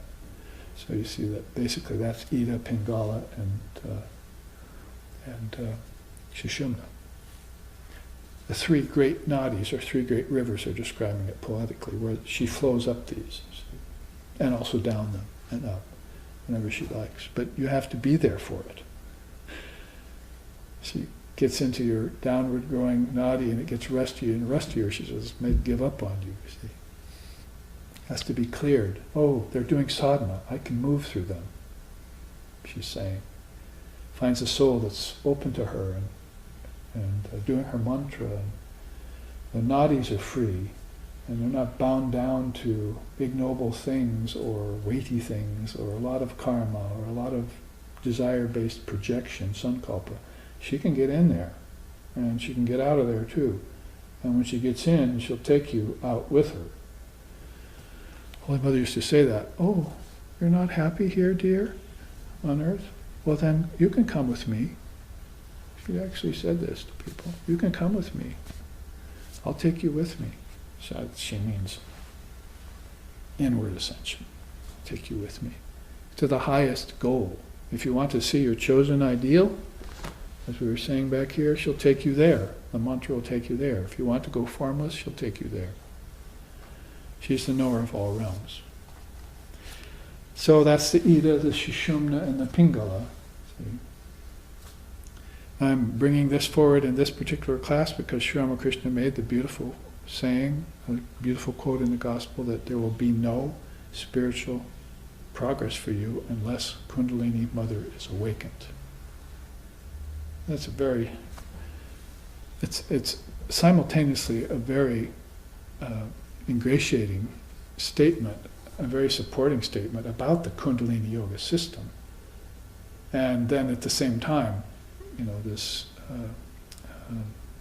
putting his final word on the fact that if you want real spiritual progress, you should bring Divine Mother into the picture, consciously. So like I say, taking her as a chosen ideal, Shakti is there in everything. And she is here as prana and energy and rivers flowing and suns burning.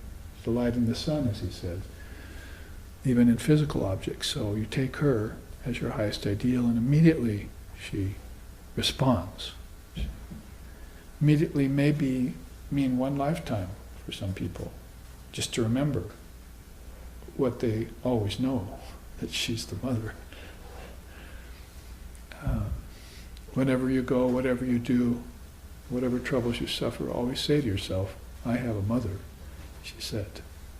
So and then she followed it up by saying, I am the mother of the virtuous, I am the mother of the evil. I am the mother of the good, I am the mother of the bad. So whenever you think of doing anything ill-considered or evil, think of me.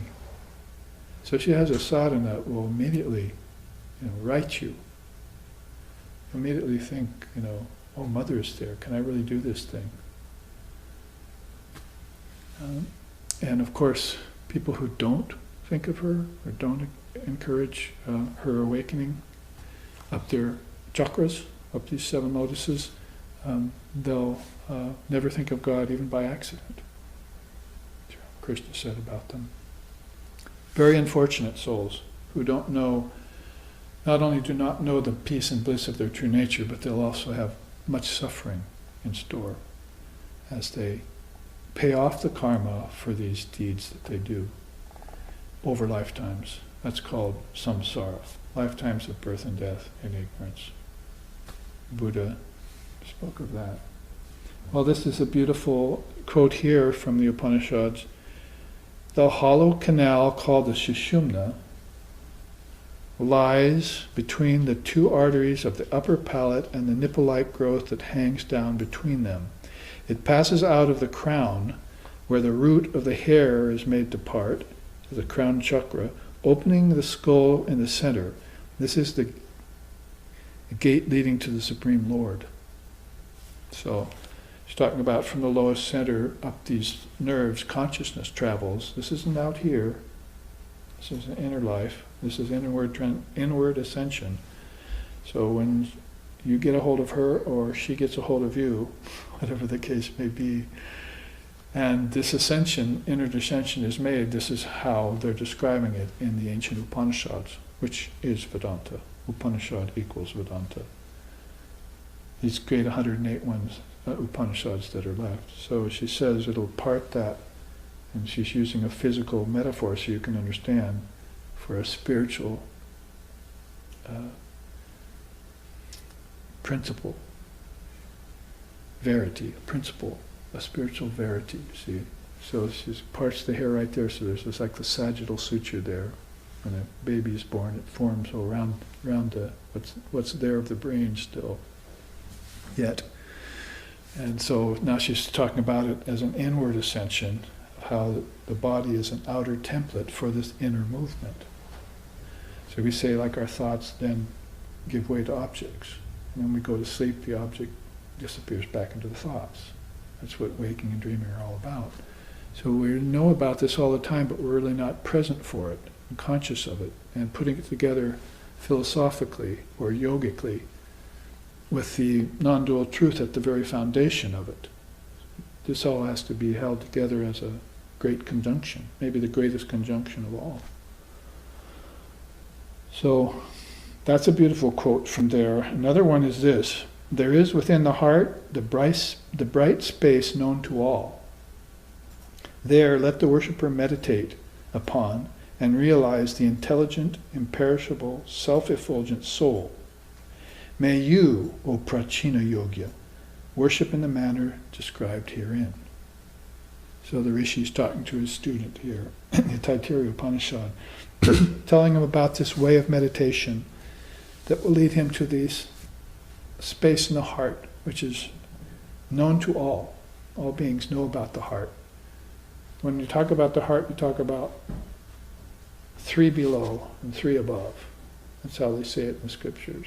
If you come to the heart, there are 3 centers below. Those are Bhur, Bhuva, Swaha. And at the heart, then there's 3 above. You see, so you're going from lower worlds to the world of no rebirth, and from the world of no rebirth to the worlds of beyond form. Form in a gross, subtle state below, then an intermediary realm where love is king, and then more and more formless as you go towards wisdom, transcendence. See, wisdom, transcendence, and then non-dual reality. That splitting of the sagittal suture, as it were here, in a spiritual sense of the term. So beautiful, maybe a little cryptic in some ways, but you bring them to bear in this day and age and speak them out into this physical atmosphere, and the mind will concentrate on them, won't they? On the ideal, on the people who spoke them, these great souls, and on the wisdom themselves. If you're there, present, and you're comprehending, and you're contemplating later on it in your meditations, then these nadis are always opening for you. These 3 great nerves are great rivers that are flowing to the ocean of your source. So, Yata Najaha Shandamanha Samudre Ashtam Gachanti Namarupa Vihaya Tata Vidvan Namarupa Vimukti Parat Param Purusham Upuiti Divyam. Divyam means divine. It's just almost like it sounds. But Param Purusham, the great soul, the great Purusha. So, like mighty rivers flowing into the sea, all losing all sense of name and form and identity, may we always be. The great Parapurusham, may we realize ourselves as that. So these 3 rivers are always flowing towards the sea, upwards with her as your boatman, as it were, or your boat woman, your boat person, always flowing towards the crown chakra inside of the 1,000-petaled lotus, they call it. All some cryptic ways of explaining, Kundalini system being very esoteric, probably the most esoteric of all paths. But she likes the wisdom that opens you up to knowing about these things and likes to see you course towards the highest goal. She claps her hands. This thing's, if somebody breaks their bondages to this lower realms, she claps and dances, claps her hands and dances. The songs sing that. You see. Now, everything else that's on this chart really has to do about descriptions of these centers, put here with their sacred symbols and the numbers of petals that they have. See, this is all part of the esoteric wisdom of Kundalini Yoga. But just taking those little bits, if you're at the two lower centers, whose body is the ether? So here people are involved in worlds, space, ether, that is earth and heaven probably. Heaven being the next level inside, which isn't very high. The Indian seers have known for a long time that heaven is not a place that you want to end up. It's just more pleasure and less pain, basically, when they've experienced it.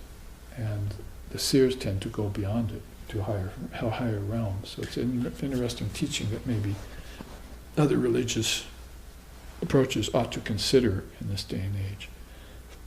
So, whose body is the ether, whose sport is the life force, that's prana.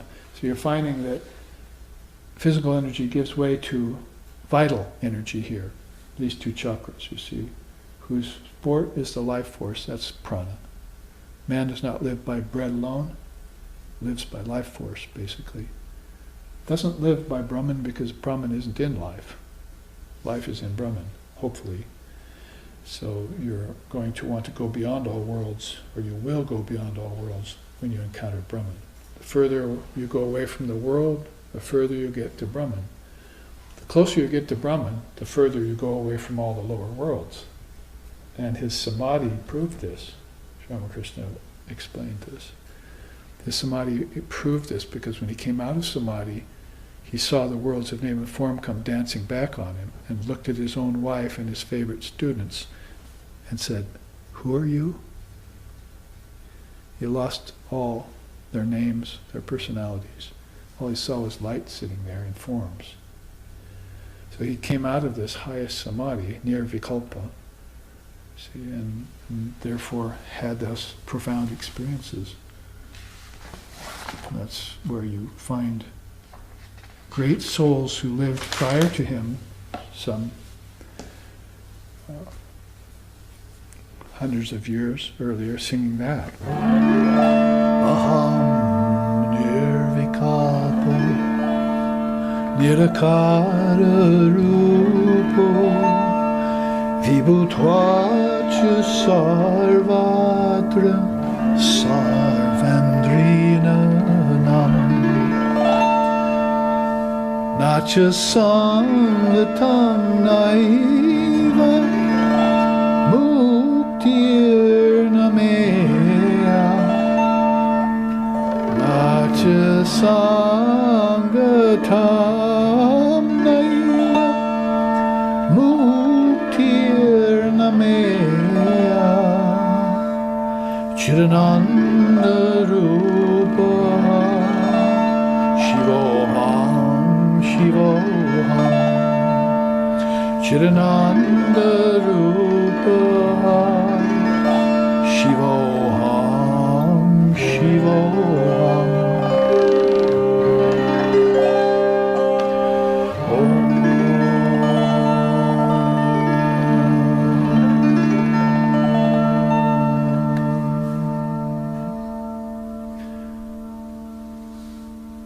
I have no form, I have no fancy. The all-pervading am I. Everywhere I exist, yet I am beyond the senses. Neither salvation am I, nor anything that can be known. I am pure consciousness and bliss. I am Shiva. I am Shiva. I was teaching you that stotra. We were learning that with you. So that's the 6th stanza or sloka of the Nirvana Shatkam by Adi Shankaracharya, the great non-dualist. The student of Gaudapada. We looked at that in the last class series. We were looking at that negligence of Brahman. Remember that? If you look back, looking at the beautiful connections of Shankara with Gaudapada. So that's where you'll feel this all headed. And as you move up, you'll feel it as prana, finally as the felicity of mind. So here's where you go back to Mano Buddha Yoga. See, felicity of mind. She said you have to take the mind with you to Brahman, so make sure the mind is in good shape. She means at death, basically. It'd be nice to have it in good shape during life, but if it is in good shape during life, and you keep it in good shape right to the end, breathing, I was saying last week, why sit on the park bench at the end of your life like bookends or something? What a mean ideal that is. Sit like this at the end of your life. Breathe. Be in knowledge of the Dharma, where you're going after death, where you've come from, and realize your true self and take that felicitous mind with you to Brahman. And if you are, you're going to be there at the heart chakra. You see, that's the path of the sun. Beings will not return to earth, having reached here, Krishna says. They'll, unless they intend to or want to of their own volition. Own volition means mother's will. But then, further up, you see, they're going to climb the ladder. What happens then? Who is endowed with peace? And that happens. The peace that passes all understanding begins to occur to the soul here and here. These are physical representations of an inner body that you have, a kundalini body that's mother's body, and she wants to make sure that you're aware of it. This is Atman, you see, and or three different worlds, or 7 different worlds if you want to say that. 3 different bodies, and different levels of your consciousness, as we would have looked at if we had more time today. All these levels of sadhana you can do.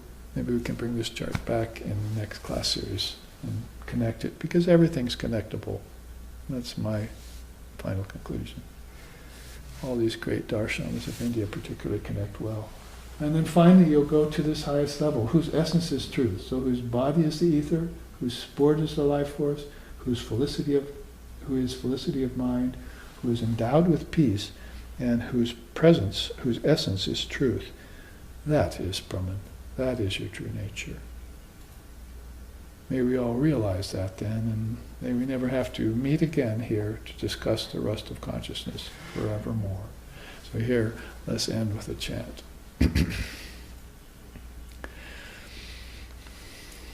Om Bhadram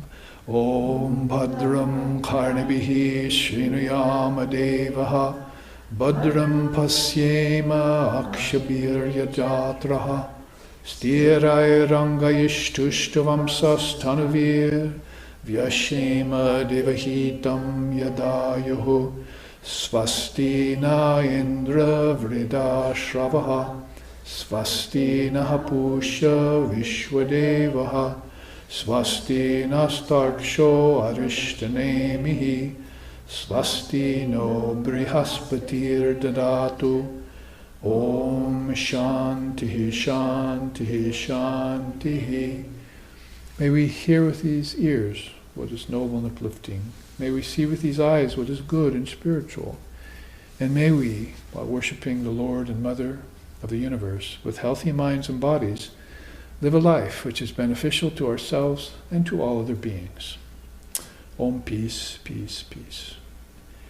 May peace be unto us, may peace be unto all. Om